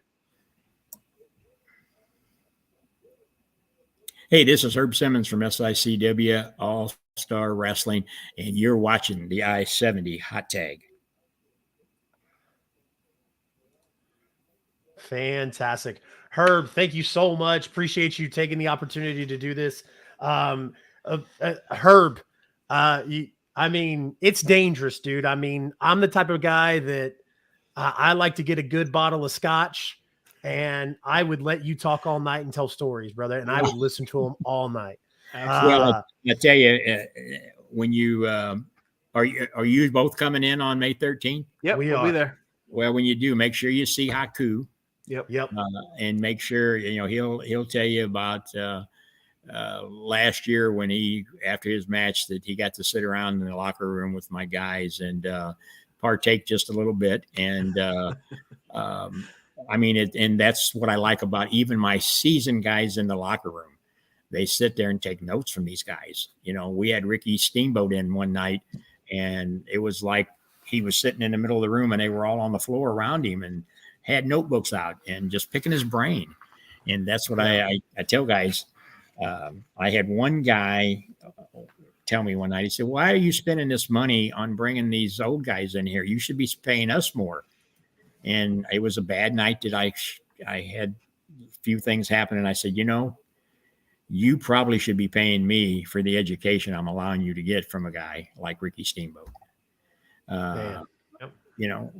Because if you don't take advantage of it, shame on you. Yep. Just like that, what Jim Holforth said there, the road stories are great. And you can learn so much from talking to these guys. I mean, that's when I loved it. When I had a van and I had Bruiser Brody and Crusher Blackwell and Dick Murdoch in it, you don't think you didn't hear me say a word because I was all ears. I wanted to take in everything I could, but no, the honor was mine, guys. Like I said at the beginning, you guys do a great job of keeping the wrestling alive, and I appreciate what you do, and especially expanding your horizon there a little bit. Moving over here into the good side of the Midwest. No pun intended there. Yeah. Well, Herb, like I said, we appreciate it. We will see you on May 13th, sir. Other than that, have a fantastic night and get some rest. You too. Sir. Thank you very much. Take care. Thanks, Herb. All right. Appreciate Herb Simmons taking some time to chit chat with Josh and I about May 13th. We've got a lot of comments in here about it. Guys, I'm going to highlight some of these because, like I said, I want, especially anytime a promotion posts media or any type of their stuff online, I want to make sure that we highlight it, and I want to make sure that we let our viewers know, like, hey, where you can go watch them. So when we get back from our 5-minute break, I'm going to go back through some of these comments and show you guys and highlight some of that. But we greatly appreciate Herb coming in. Greatly appreciate Herb taking the time to talk to us, teaching us about SICW, teaching us about his time in the business, and talking to us about the biggest Fanfest in St. Louis on May 13th that we're going to be a part of, that we are honored to be a part of. Absolutely. So, guys, without further ado, our 5-minute break. 5-minute break, guys. We have a lot to cover in the second half. Yeah, guys, go get a drink. Go use the restroom, whatever you do, make sure you come back. Watch the 5-minute intermission because you guys are going to see some upcoming events. You guys are going to see a lot of cool stuff. And stick with us. We got a lot of news to cover in the second half. So come right back. Yes, sir.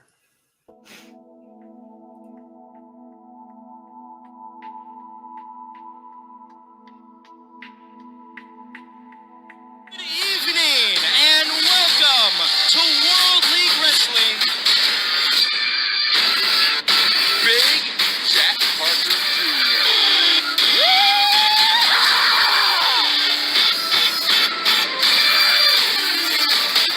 The Deliverer, Moses.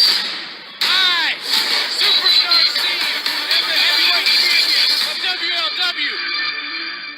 Kyle, man, hey! Dude, what is this, man? All night, hesitation left and right. What is going on? You weren't out there for the match? You weren't out there for mine? We were this close to making. I know. I thought you had your match. I thought you had it at the end of our match. I joined Dysfunction to become a 5-time tag team champion. Do whatever it took to win. But after the match is over, to injure somebody and take out their livelihood, I don't know if I'm okay with that. I think we're taking things a little bit too far here. You know what this is about. You know what it's about. When me and Tom came to you, you knew what it was about.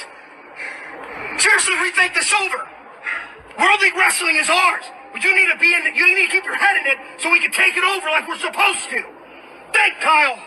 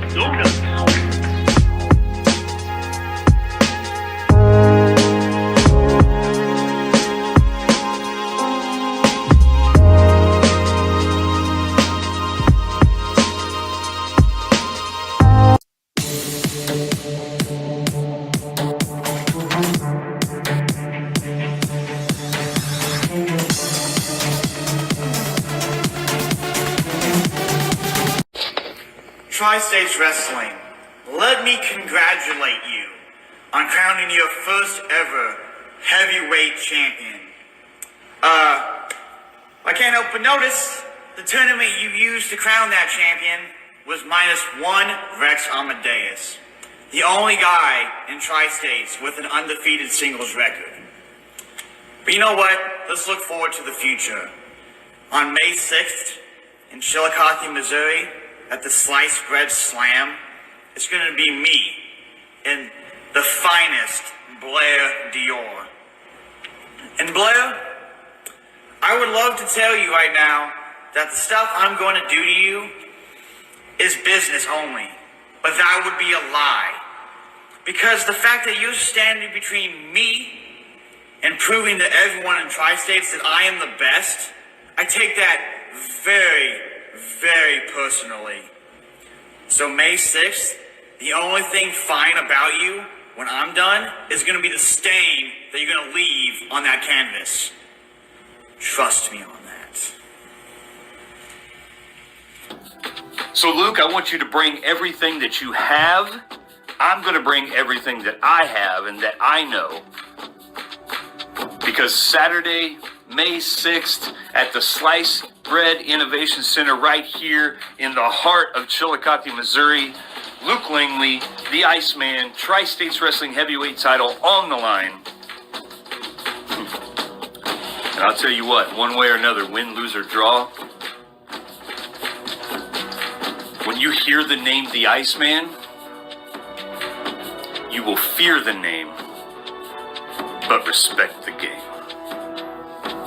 Wrestling fans, don't miss the giant SICW Wrestling Fanfest and Hall of Fame. Nearly 50 superstars will be on hand Saturday, May 13th at the Aviator Hotel and Ballroom, St. Louis.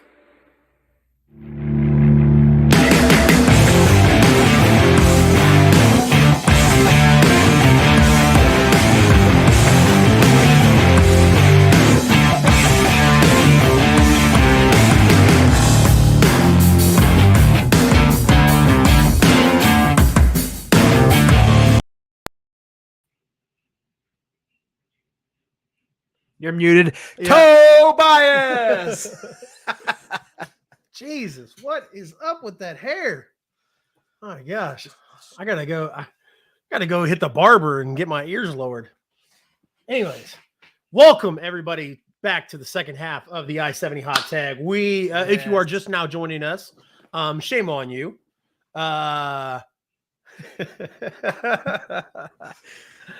Obviously, for personal reasons, I was watching Like a Rainbow in the Dark. And Great show.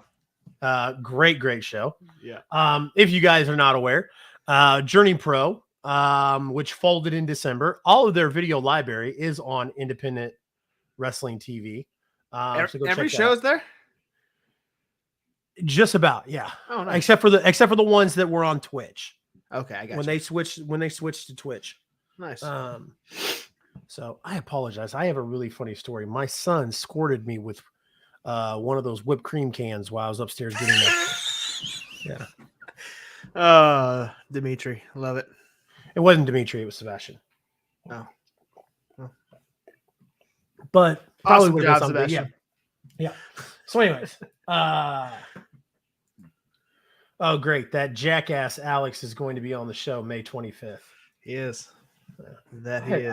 I actually really love Alex. So I do too. Yeah, he's such a great guy. Talked to him forever at the last CSW event. So yeah, great dude. Love that guy. But anyways, guys, appreciate you joining with us again. We just got done talking to Herb Simmons, who runs SICW, Southern Illinois Championship Wrestling, who will be holding an event on May 13th in St. Louis, Missouri. And Attila Khan versus the Big Texan. Main event. Yes. So I want to go back through some of here because Jim Hoffarth, God, I really hope I'm saying that name right, was doing here. Let's go back here. Help me out here. YouTube. So if you go to SICW's YouTube page, they do something every Sunday at 8 p.m. Some of the shows are on Roku. So for some of the people, Brian J specifically, who, may not want to watch it on YouTube on his phone, maybe want to watch it on a TV while Brian J enjoys a nice glass of whiskey with the Mrs. Brian J, baby.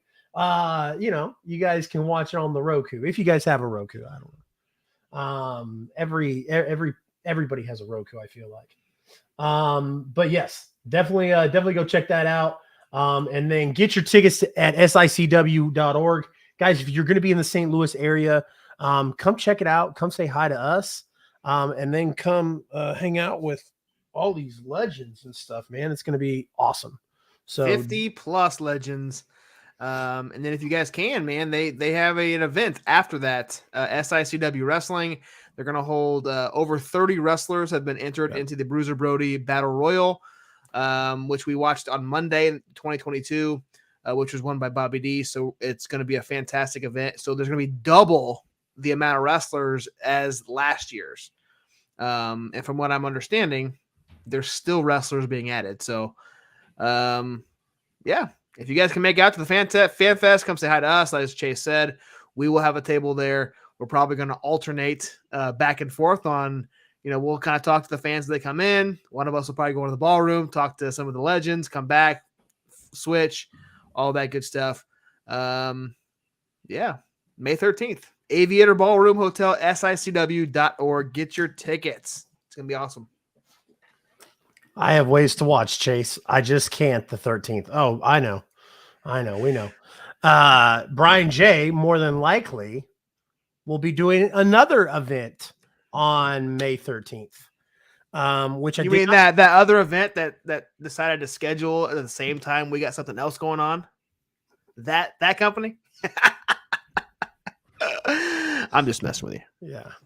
Like, man, we should have sent our calendar to Joe. So Joe was like, man, the hot tag guys are doing something on the 13th. Right? Because I'd really love to be at Aftershock. Yeah. We didn't have Aftershock on the thing, but I do want to let everybody know, if you guys haven't already, make sure you go check out CSW. CSW is going to put on a fantastic show at the Lenexa National Guard Armory. Yep. Like they always do. We're going to see Cruel versus Hoodie Howlett. We're going to see Anaya versus Moonshine Mantel. You're going to see we are going to break the entire event down next Thursday. Yes, but just real quick, just to remind everybody. But you are going to see the one called Manders against Dak Draper, the CSW champion, for the CSW championship. And then the other championship at CSW, Jeremy Wyatt's DWF championship, will be defended against second to none, Kenny Alfonso. I am excited. I cannot wait. Cannot wait to crown a new DWF champion. Yeah, well. Obviously suspending the DWF champion for putting his hands on an official was not a very popular idea with the DWF champion. No. Yeah. Gets him all riled up. Yeah. He told us. So let's talk about that for a second. Let's do it. So verbatim, what the DWF champion said via Twitter was, I can't wait till you two dweebs start a wrestling promotion and only draw 27 people. I remember when a certain dirt sheet rider said something about a certain somebody or a certain group of people who couldn't draw a certain amount of people. Yeah. And they made a bet. Yep. I don't know, man. Do you think 24 hours? Do you think picking up what you're laying down? Yeah. Do you think I go back to Jeremy and say, hey, do you want to make a bet on that? You want to make a bet on that? I mean, Jeremy just said 27 people. I think I could clear that. I think we could. Yeah. I was going to say, I think if we did run a show, the Elliott family reunion is just hold it. Yeah. Hold it at the bonfire site. We'll be all right. Put it down put it at least in a 3 or 4 mile radius of the Elliott Lake House. Yep. And we'll clear that 27 people easily. Yeah. Anyways, guys, go check out CSW and make sure, if you're here in the Kansas City area and you're not traveling to St. Louis, which is understandable. That's the beautiful part about having so many different options in different areas.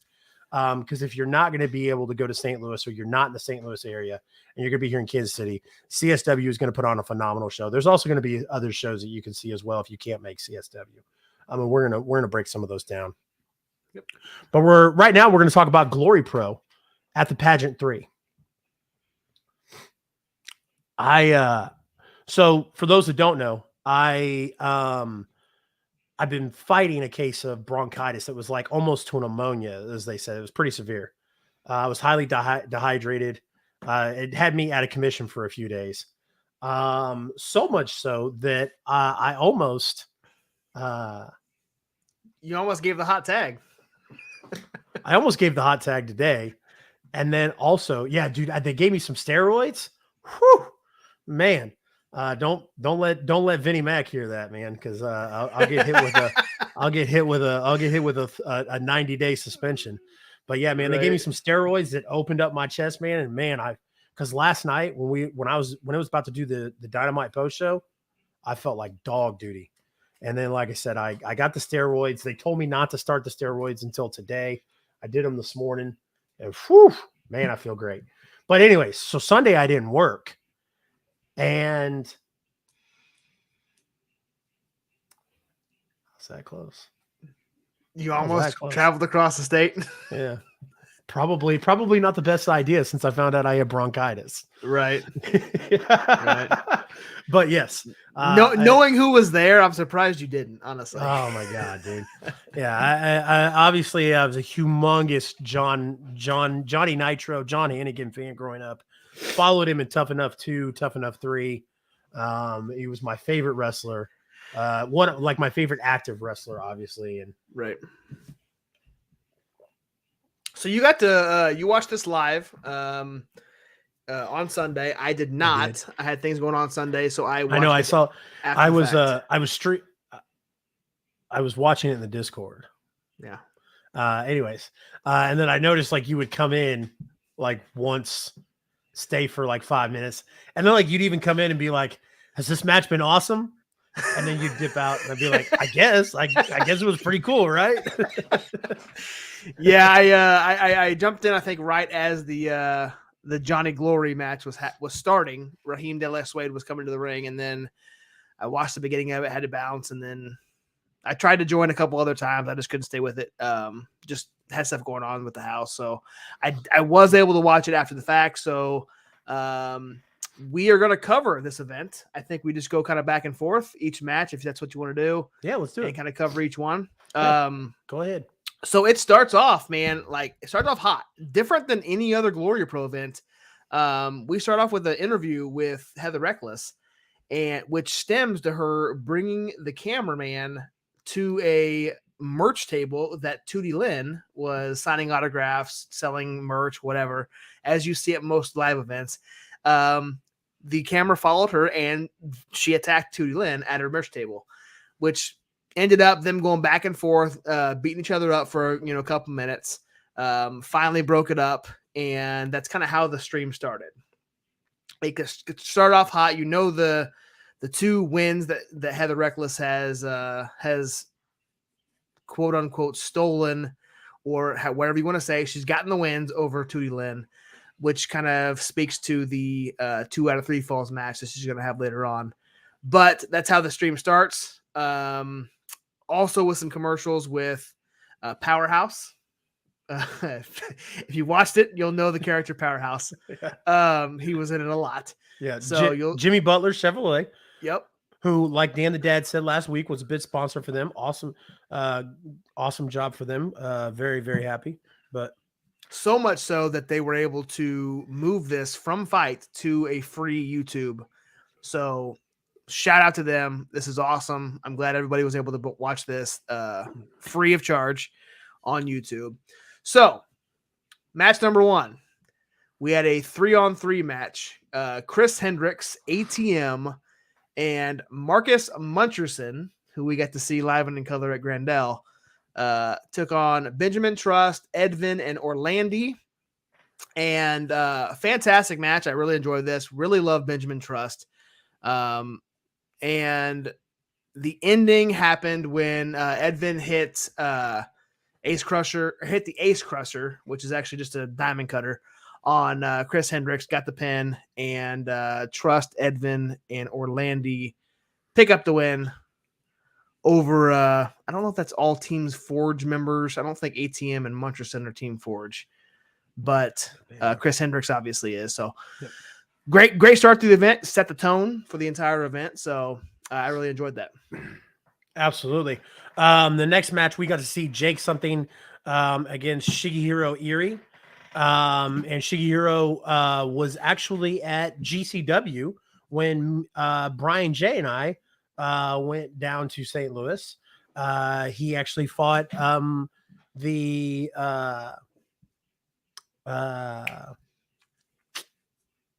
Brian Keith.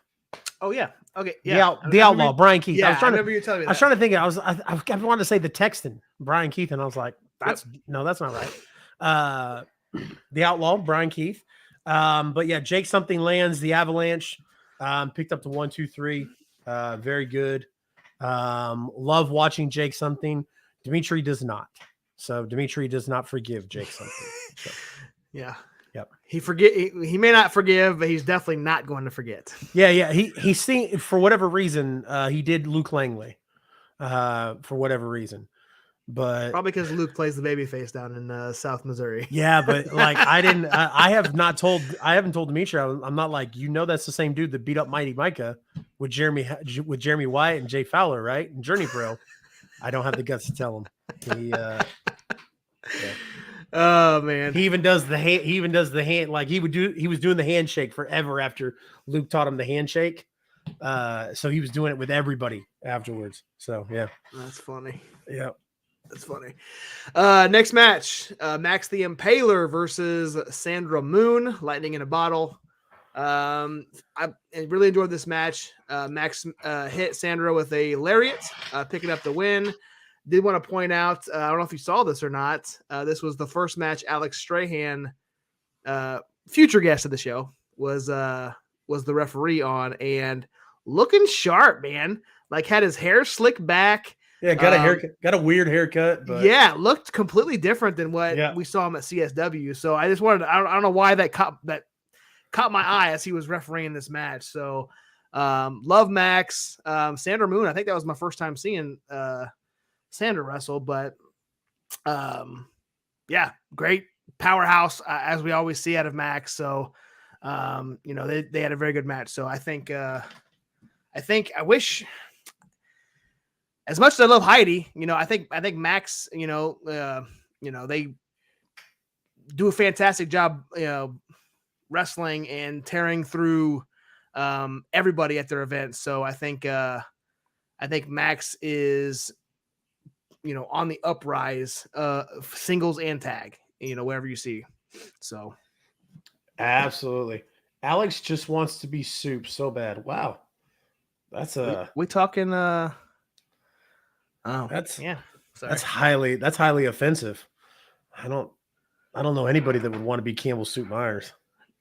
Nobody wants to be Campbell Soup Myers. No. Yeah. I'm back. Had to buy some supplies going probably. All right.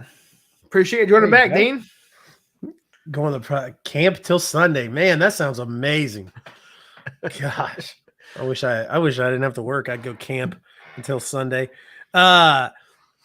Also, good to see Max back here in the Missouri, St. Louis area. Would love to see more of her. So sorry. And obviously their counterpart as well, Heidi Howitzer. But Heather Reckless against Tootie Lynn, a 2 out of 3 falls match, man. I love how this thing is. I love how this thing is built. I thought it was very well done.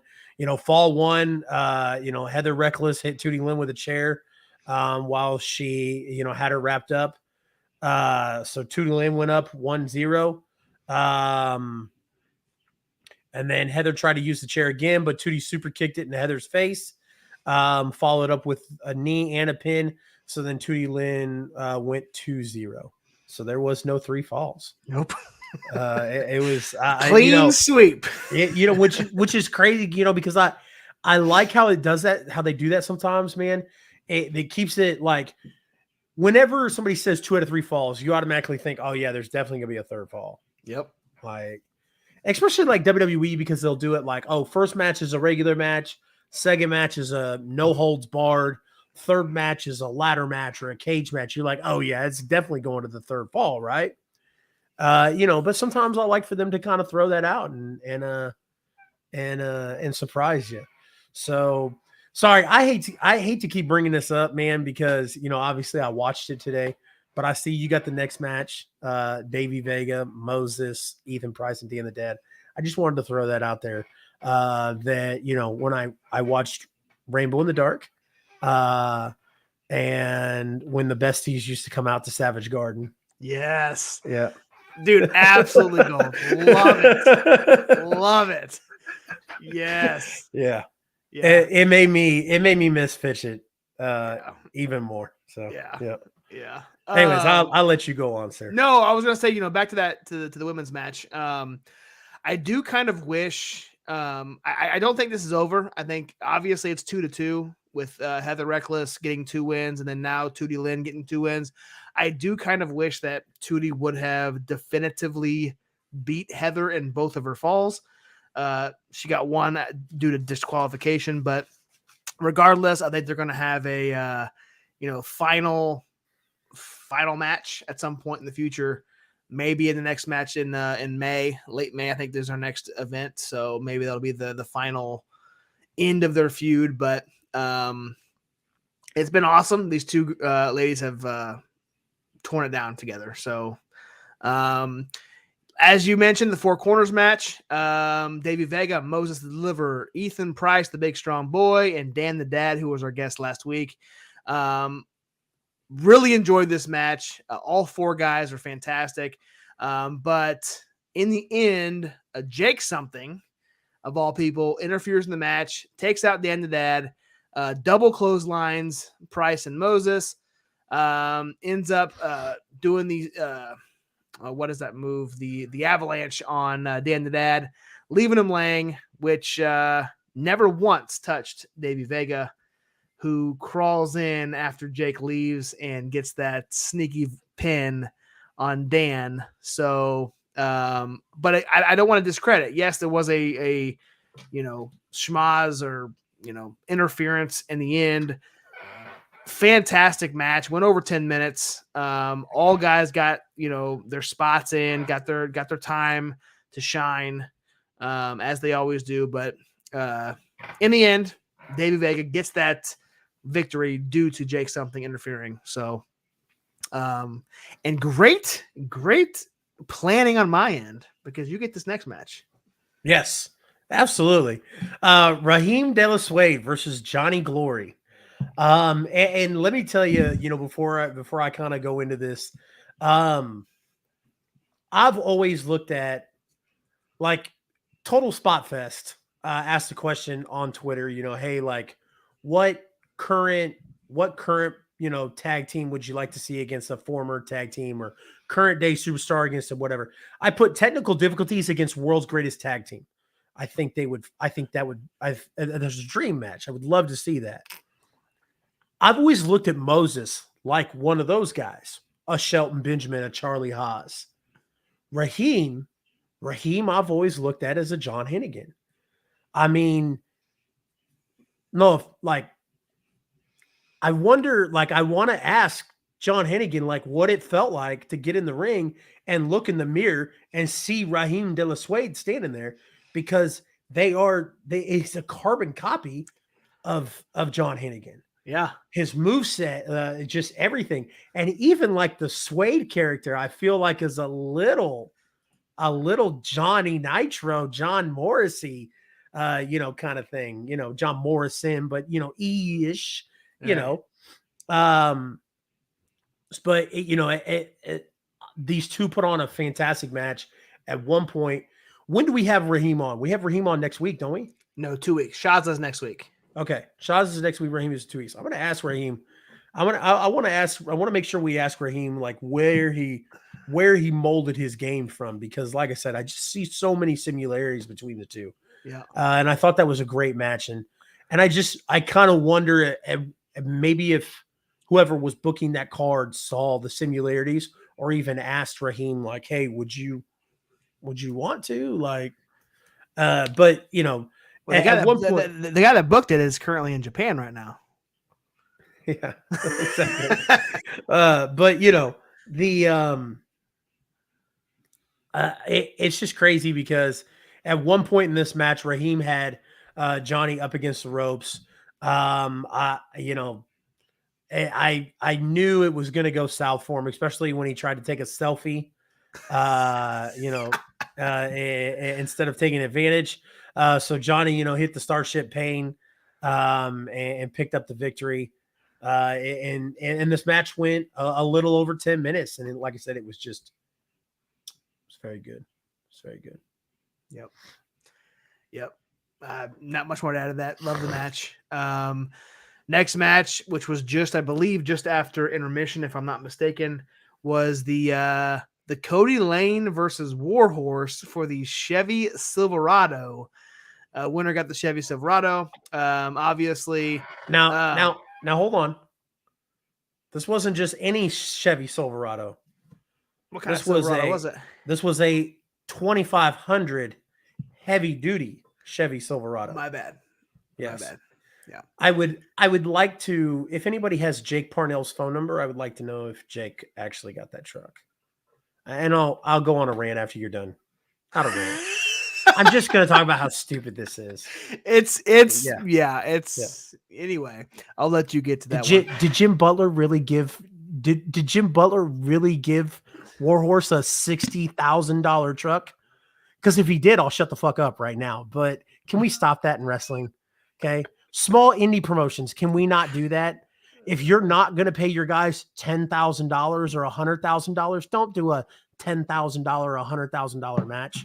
And don't do, winner gets a truck. I don't know. That's my thing. All right, go on. You're good. You're good. Jim Butler is the powerhouse was the sponsor. So, Anyway, Warhorse gets the victory, obviously in a great match. And I don't say obviously, but he was my pick to win this match. But he won via sharpshooter. Fantastic match. Jake Something, again, I get this match again. Jake Something also comes out after this match, doesn't interfere in the result, but attacks Warhorse and Powerhouse, which results in Dan the Dad, who was attacked earlier, to come out and come to the rescue. What is Jake Something's problem? He is, I don't know. He's attacking two different matches here. So he came out in the Dan the Dad, and then came out here. If you want to make a statement, Jake Something, why don't you come out and attack the Crown of Glory champion? But you missed your opportunity, because we'll get to that. Can't wait to get to that. We'll get to that. Can't wait to get to that. So Warhorse is now the proud owner of a Chevy Silverado 2500 $60,000 truck.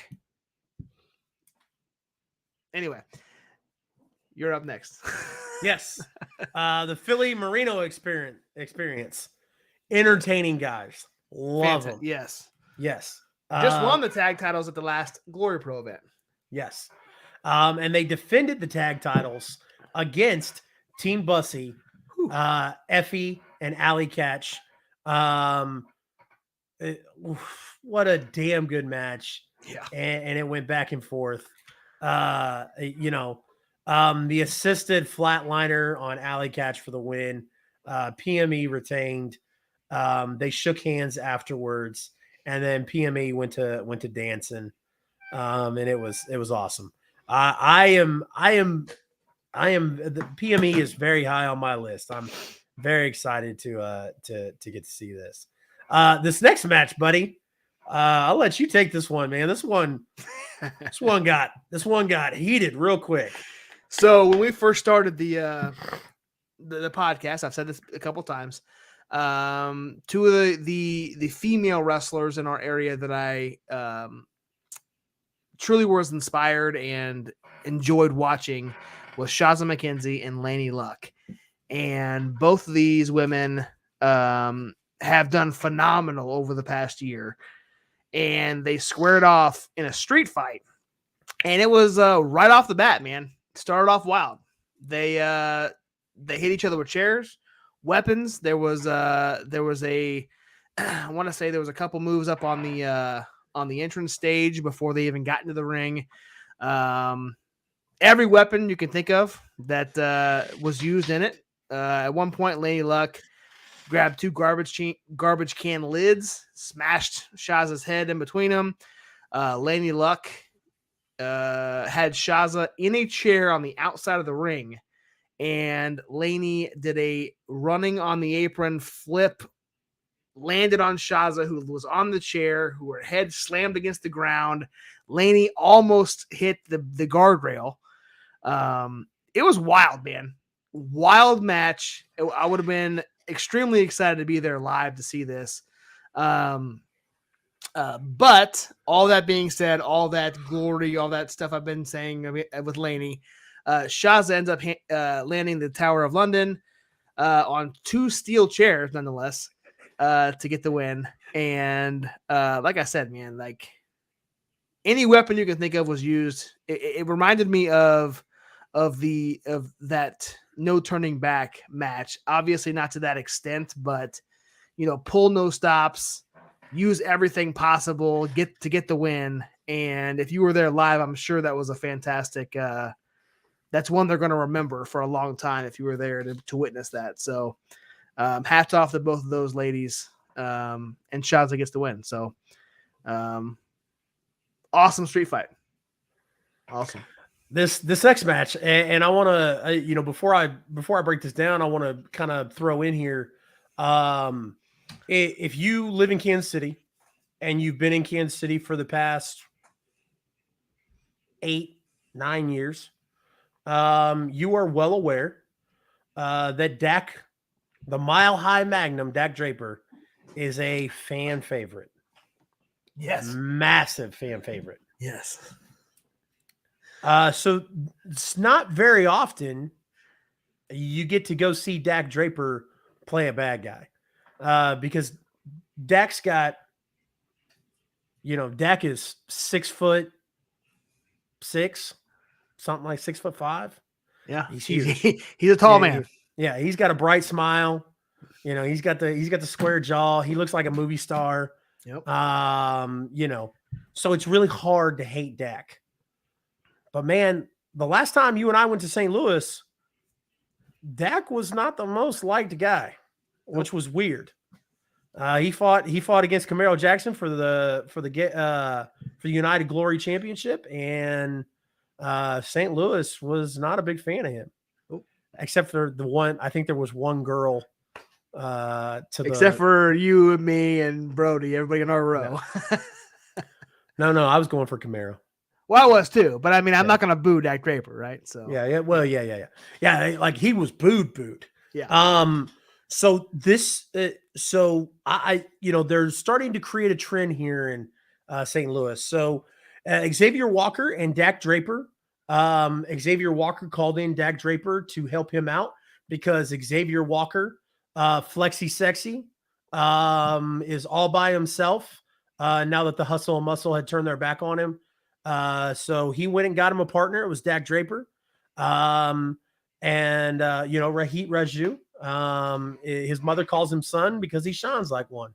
I guess me every time. It does. But it was a damn good match back and forth. However, something weird. Dak Draper turned on Xavier Walker. And we're gonna get heel Dak Draper in the St. Louis area. So definitely weird. Yeah. So they hit the double choke slam for the win on Xavier Walker. So now Xavier Walker absolutely has nobody. So it's Xavier Walker against the world. And when I saw Xavier Walker for the first time in person, that was at the pageant show we went to. Yep. The pageant 2, Ludicrous Speed. He was in that match with Laney Luck. Yes. And who else? Was that a fatal 4-way match? Yeah, it was fatal 4-way. It was supposed to be a tag match, but they altered the card. But Laney Luck was in there. ATM was in it. Yep. All I know is when I watched Xavier Walker in that match, I was like, man, he's got something. Yep. And we know that from obviously like stuff we've heard and whatnot, Dak has handpicked like Xavier Walker to be like, hey, I want to fight, I want to wrestle him. Like, they're two big guys. They work well in the ring. They both have a big, huge presence. Yep. I think St. Louis is building Xavier Walker up to be like their next guy. And what a way to do it, man. You want to do it. You got to go through Dak Draper. So yeah, it's going to be dope. Yep. Man, I'm kind of jealous you get to take this main event. No, I just kind of wanted to piggyback off that. As you said, go through Dak Draper, but not only that is he's gonna have to at some point get the better of Hustle and Muscle, Rohit and Karam. So eventually he will, and I think he will as well. And I think he'll go on to face Dak Draper, and then at some point in the future get that Crown of Glory title match, which we're going to talk about now. Crown of Glory title on the line. This has been building. At the last show, Kenny Alfonso and Camaro Jackson squared off where Mike Outlaw got involved, and Camaro clotheslined Kenny Alfonso on accident, which led to this triple threat match. Second, put it in quotations like that. It was for real an accident. Like, yeah, Camaro didn't mean to. I know. But looking at both of his promos, yeah, you know, you're in the ring, you're gonna get hit, right? So Kenny Alfonso, second to none, versus real name no gimmick, Mike Outlaw, versus the current Crown of Glory title champion, the Quad Father, Camaro Jackson. So, absolutely phenomenal match, as all three men always put on, and no matter where they're at, what company they're in, what stakes it is. This couldn't have been a better main event for this night. Kenny Alfonso, I was very, just like it was last month, man. I was on the edge of my seat watching this match because I didn't know who won. I didn't ask you. You didn't give me any spoilers. I wasn't in, you know. So when I was watching this, when Kenny hit that cutter on Camaro, I thought, dude, over. Yeah. Like he's about ready to get this. And when he climbed that top rope, and then I saw Raheem running around the ring, and I'm like, oh no. And sure enough, he got in, distracted Kenny. Then Mike Outlaw got in, hit Kenny with the belt. And then I thought Mike Outlaw was going to take it. And then he turns around, get that lariat from Camaro. 1, 2, 3. Still the Crown of Glory champion, Camaro Jackson. What a main event. Yeah, there was a spot in the match that was like one of my favorite spots in the match. Mike Outlaw's on the top rope. Oh yeah. And I thought he was going to go the distance. I was like, there's no way Mike's about to clear this ring. And he didn't. He elbow dropped the referee. And I was like, to stop a count or stop a thing. Yep. And it was just like that's what's so great about the storytelling that they're doing in Glory Pro is this whole thing between, you know, Team Forge and the dissension and all this stuff between, you know, we got to see a special moment of Camaro Jackson's crowning moment of beating Mike Outlaw, and Camaro Jackson's been on a rampage ever since. And now we've just seen a great story of how Mike Outlaw will do whatever it takes to make sure that he gets that Crown of Glory championship back at any means necessary, to the point where, like, yo, I'll take the referee out and make sure nobody wins. But Camaro Jackson won, hard fought victory, all three men. So I don't like to do this too much, but I'm going to do this right here. I don't, you know, obviously people who watch, listen, we don't like to mix political or social things in here. But I want to give a huge shout out to Glory Pro. Adam Kennedy, African American. Mike Outlaw, African American. Camaro Jackson, African American. Kenny Alfonso, African American.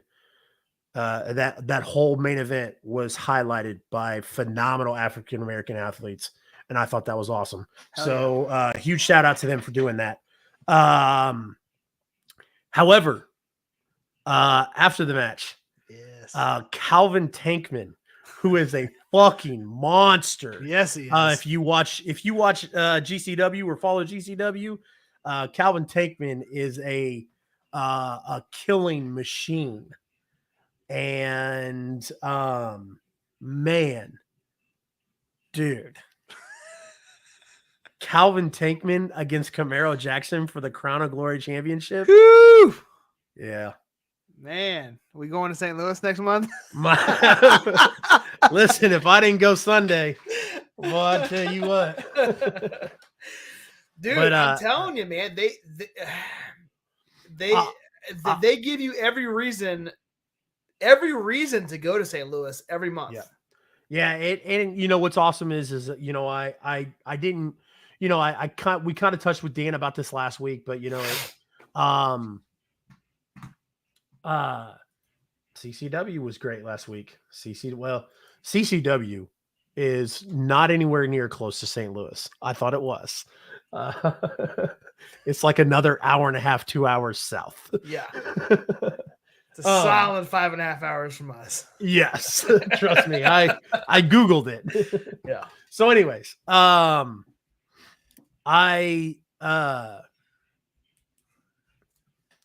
it's crazy because, you know what, we kind of talked about it last week, but I'll never forget, like when I walked up to Dan, at one of the CSW events he was at, you know, shook his hand, introduced myself, whatnot, and told him, you know, hey, like we sponsored the Josh Alexander Kenny Alfonso match at the pageant. He was like, yeah, man. He was like, it meant a lot to run a show at the pageant. And he was like, cause I grew up in St. Louis and like the pageant was always like was always like the spot, you know? Right. And he was like, and I always dreamed of like bringing wrestling there. And he was like, so that was really cool. So, I mean, like you can just tell by the way this card's put together, like, hey, like they want to put on a really great show at the pageant. So it was awesome. Like I said, if you guys haven't, make sure you go back and watch it on YouTube if it's still there. If it's not, okay. Make sure you guys go back and watch it on YouTube if you haven't watched it. It's such a good event. Such a good event. I just watched the second half today. So I watched the first half, I think on Tuesday, and then I watched the second half today. So it's still there. Nice. Free of charge. So which you don't get very often with Glory Pro. At least now they're on Fight. Yeah. But and they do release some of their matches a couple months later on YouTube. So you do get them free eventually. But for the full shows, it's been on Fight. So that was it, man. What an event. I wish I was there live. I know you wish you were there as well. So we're going to move on to another event in St. Louis. We're not going to break it down, but we're going to announce a couple matches. WrestleMax STL making their return with an event called Reborn. We've talked about this a couple times. And we've talked about wrestlers, teams who have been announced for the show. But they've announced a couple matches. And let's get into it. First match. Su Yung taking on Blair Onyx. This was one of their first matches that they announced here. Blair, phenomenal wrestler, as is Su Yung. She's wrestled a few times here in the St. Louis area as well. This match is happening in Columbia, Illinois, which I think is just, if I'm not mistaken, right on the other side of St. Louis. Just outside of St. Louis. Yeah, just like Anarchy does, just on the other side of St. Louis in you know, on this other side of the state line. So Columbia Turner Hall. This is happening the end of June. So we still got about almost 2 months away from this event. So, but 3 matches we're going to talk about today. Yeah. Do you have anything to add to this one? Yeah, no, I was just going to say Columbia is right like just a few minutes into Illinois from St. Louis. Yeah. Sweet. Another phenomenal female women's match. Missa Kate coming in town. One half of the women's tag team champions. Hopefully NWA from NWA. Yeah. Hopefully Missa leaves the fucking clown at home this time. Yeah, I hopefully. Jesus, dude, it was so funny. Like we went to Grandel and I saw him in Grandel, and then I went to LA and I saw him in LA and I was like, I can't get away from this bastard. Well, if she went up to LA, then yeah, he's probably gonna come to St. Louis again. No, I didn't see Missa Kate in LA. Oh, I just saw that stupid clown in LA. Who did the clown come with? A bunch of dweebs. Oh. Okay. I remember you sending me the picture of the clown. I just assumed Missa Kate was there, but No, I guess Miss Kay not. was not there. All right. Well, interesting. Taking on Billy Starks, former guest of the show, and recently signed to AEW, Billy Starks. Yes. So this is going to be a fantastic 2 women's matches right off the bat. Announcements for WrestleMax Reborn. I'm going to let you take this next one because this is a big one. Absolutely. SK Bishop and Campbell Soup Myers. Versus the Premier versus the Rascals. This is awesome. Obviously we've seen Trey Miguel. We saw Trey Miguel take on Matt Sydal one-on-one. But man, like when you think of the Premier, there's like a mesh of tag teams that come to mind. The Rascals is one of them. I know Campbell's been very active on Twitter. As always, Campbell's never not active on Twitter, I should say. The Premier, never heard of him. But anyways, the Premier, I know Campbell's very excited about this. He's been very vocal about it. And this is awesome. This is going to be a great match. You've got, 2 amazing athletes in the Rascals. That's a great tag team against a great up and coming tag team that's going to get some great exposure, wrestling a couple guys like this. So, yep. WrestleMax Reborn. Go follow them on social media, guys. They are back. Their last event was in October, so they're coming back in June, and I think it's going to be more of a regular show. KLD. Kevin Lee Davidson is the promoter there. Letterman. The Letterman. He's back. Just wrestled over in CCW against Matt Cardona. Man, that was a cool. Hope to get him on soon. I'd love to talk to him about that. But anyway, he's back. He's running a show. You got to reach out to him. Brian J already planted the seed while we were in St. Louis. Oh, that's all I gotta do is just say, hey. That's all you gotta do is just reach out to him. Oh, okay. My bad, Brian. We've heard that before, haven't we? just message me. Yeah. What's your easiest social media? Oh, Instagram, Twitter. I'm active on all of them. Oh, that's weird. Yeah, no, you're not. Anyway, yeah. So KLD runs WrestleMax, so he does a great job over there. So St. Louis Anarchy. We've got Giants Woke. Eyes Open. June 9th. Gary Brogan, J. Go ahead. Was it against Brogan Finley? Yes. You're gonna start seeing Brogan coming on some cards that Billy Starks is on. For all the reasons you would think. Usually when tag team partners, both in the ring and in life, travel together, they work together. Yeah. Well, however, my complaint here with this would be, why is Gary J facing Brogan Finley when I want to see Gary J get his face caved in by Anakin Murphy? It's going to happen. Yeah. Gary J is not walking out of this without getting kicked in the face by Anakin Murphy. 100%. 100%. Either whether or not Anakin before the match, during the match, or after the match. Yeah, Anakin's getting involved at some point in time, and it's going to be bloody. Yes, because he just flipped a switch in Anakin at the last event. So, and I am excited to see that, man. Yes. Huge fan of Anakin Murphy, so I cannot wait to see what they have in store. So. Absolutely. Let's talk about let's talk about that shirt they have available. Yeah. So I pulled it up here. So they got this on sale. It's going to be available June 9th. And they're taking pre-orders by message. So this is a limited run shirt.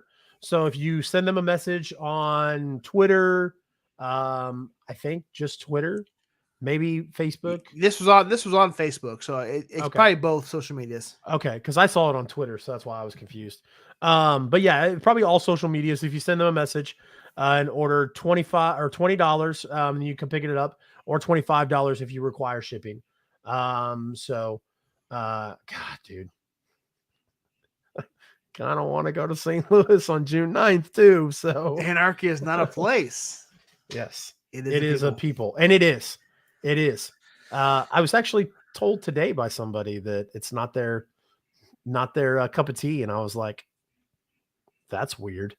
Anyways, odd, right? But,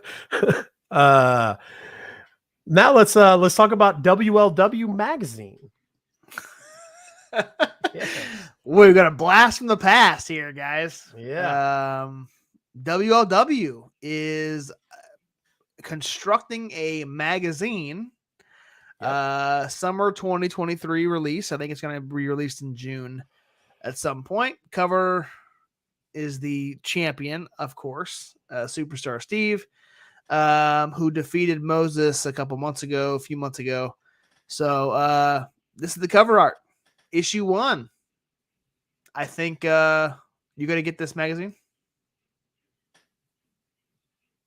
Would you go as much digital age as it is now, that it's crazy that companies would attempt to go back and go to the magazine route. But is this something that would intrigue you, or would like something like this digitally would be better? What do you think?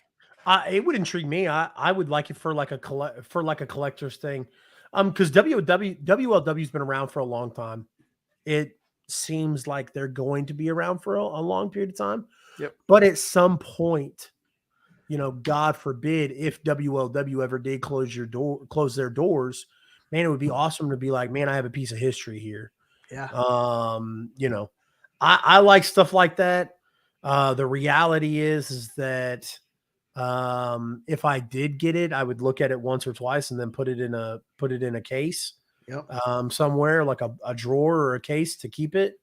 So like I said, it might be cool later down the road to be like, oh man, I have all these WLW magazines. It's cool to me because I'm a mark, but for I don't know, for like, all other purposes, maybe you're right. Maybe a digital thing might be good. I don't know. We'll find out.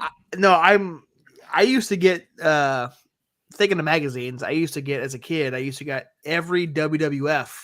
This is pre me switching to WCW. So before Hogan left, I used to get every monthly WWF magazine, and I probably had a couple years worth, maybe. I don't know how many I had, but I had a ton of them, and I wish I had at least one of them left. I have no idea where they went. Obviously, my parents are divorced, and all I remember is having them at my house, growing up. I have no idea where they went. Probably in the trash, but I wish I had them. I cut mine up and made collages out of them, and I regret it because it was just stupid. I used to do shit like that too, dude. Yeah. Like my action figures. I used to be like, as a stupid kid, playing with my action figures. I'd get like a red marker and like draw blood on the guy and be like, hey, this guy's bleeding. And I wouldn't. I would make other characters with them. Yeah. Yep. I had this rock character, or I had this rock figure that was like stocky and stuff. Yeah. So I was like, well, that doesn't look like the Rock anymore, because now I have updated action figures that really do look like the Rock. Right. So I took that short and stocky one and I turned him into Taz. Yeah. Oh, crazy. But yeah, man, I think I'm going to try to get it, especially since it's issue 1. And then if we can ever get out to a WLW event in Troy, or if they come to St. Joe or Kansas City again, which get Mr. Steve to put a little John Hancock on the cover of that magazine. Absolutely. So speaking of WLW, we're just going to run through this. Have you seen this yet? This is WWE's Elite Edition's King Harley race. They just released this, I guess. This is on the WLW social media pages, but they did just release it, and that's what's crazy to me is that how long it has taken WWE to release some King Harley race merch. It's just mind-boggling. But it's dope. I mean, like I said, if I collected action figures, man, I would be into it, really. But I don't. But I mean, this is cool as hell. Like I said, I'm flabbergasted that this is the first action figure in a while that they've done, maybe ever. I don't know. But like, they've done so many different guys for their new like action figure setups that I'm just wild at the brain that this is the first time they've done Harley race. Yeah. So today is Mr. Fuji and Orange Cassidy's B-Day. Interesting. Nice. Fun fact, I interviewed Orange Cassidy at the last CSW event. Orange Cassidy kid. He looked very much younger than he does on TV, so don't let it fool you. All right, gotcha. Trailblazer, Tornado Alley. Man, is shaping up to be quite the card. You're going to see Jared Thumb and Burt Candy against Tobias and Van Bam Winkle. What's your favorite Van Bam Winkle match? I'm going to be completely honest with you, Josh. I have not seen a Van Bam Winkle match, but I am looking forward to it. Yeah, I am looking forward to it. I don't know where they found that render of Tobias, man, but I don't know what that Tobias didn't even know when he was on the show. He didn't know where we found our render of him. And he goes, "Where the hell did you find that? Because I look jacked." Yeah, he did look jacked. So, I don't know. It's on your Instagram page, bro. Yeah. Yeah. Agreed. But that one, I don't know what that is. Yeah. Tell Trailblazer, like, hey, we got a render of Tobias that you can use. That one's got to go. That one's got to get retired. Dude, if you get, I posted the entire card on our Facebook page. It directs you right to the Trailblazer Championship Wrestling page. This event is stacked. It's on May 13th. Obviously, we're going to be on the other side of the state, actually in Missouri, St. Louis. We cannot be here, but they got Raheem De La Suede. They got Shooter Shailin. They have, I believe, I'm drawing a blank on some of the matches that they're going to have, but this is one of the most exciting Trailblazer cards that I can remember. So they're gonna tear it down. Ottawa, Kansas. If you guys are anywhere around the Ottawa area, it's about an hour away, 45 minutes roughly from Olathe, which is where they used to run their events. So go check them out, man. This is they're picking up steam very quickly, and they're going to they're killing it, man. They are. It's a very good card they put together, and I'm happy. Obviously, like, ideal is not for everything to be on one day, but hopefully spread it out. But I mean, like I said, no matter where you are, you're a little bit outside of Kansas City, you got somewhere to go. You're in Kansas City, you got CSW. You're in the St. Louis area, you've got SICW. You've got a bunch of different things to do on May 13th, which is awesome. So speaking of,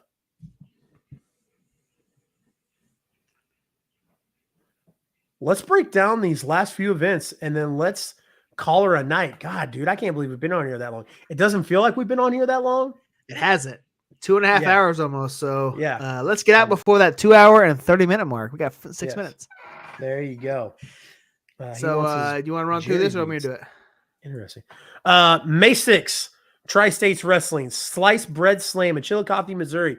Go check out Luke Langley versus the Iceman for the Tri-States Wrestling Championship. And then also on May 6th, WLW, Door to Destiny, in their 15-man Battle Royal. That's going to be in Troy, Missouri, right? Yep.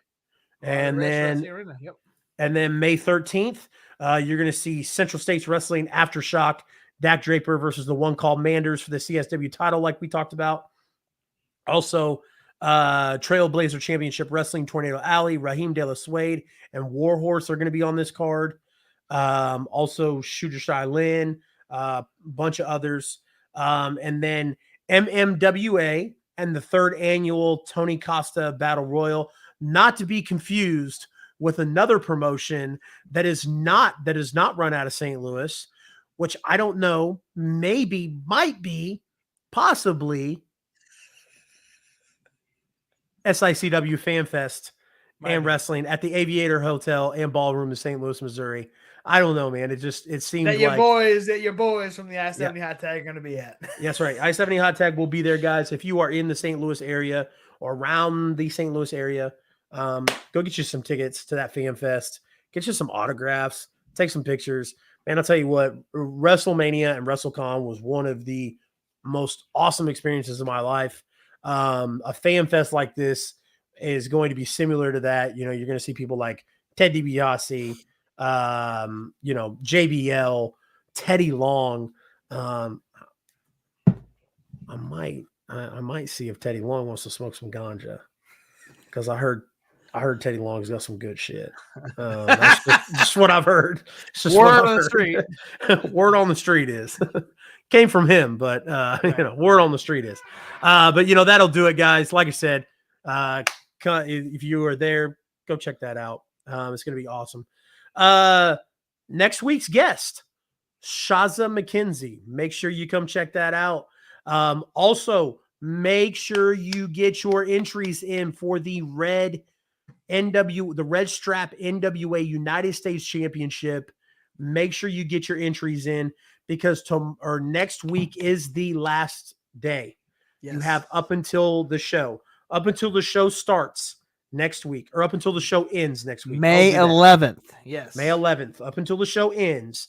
When we close out next week, that's when we close the drawing.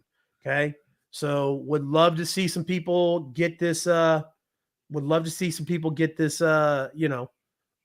opportunity. Guys, some of our regular viewers on our stream have not entered yet. We have quite a few entries here. But if you're in the chat and you're in here regularly, guys, we know you follow us. We know you support the stream. Let's get your entry in here. It's a chance to win a phenomenal championship belt. Red Strap NWA United States Championship. You can see it there at the bottom. We're going to share the crap out of it over the next 7 days. And Chase, I think you have you sent me a picture of it, so I'm going to post it on our socials. Physical, like obviously that's just a picture, but I'm going to post the actual picture of it. Guys, it is a beautiful title. It's better than that sitting behind me, which it looks nice on a shelf, but it is a top-notch quality belt. So make sure you get your entry in there. It's free. What's it going to hurt, man? It's free. Free. Yeah, like there's three entries you could get, guys. But I mean, even just one entry, you still could win. Yeah. 2 entries are free. Like I said, the third one will cost you a subscription on Twitch or an Amazon Prime subscription.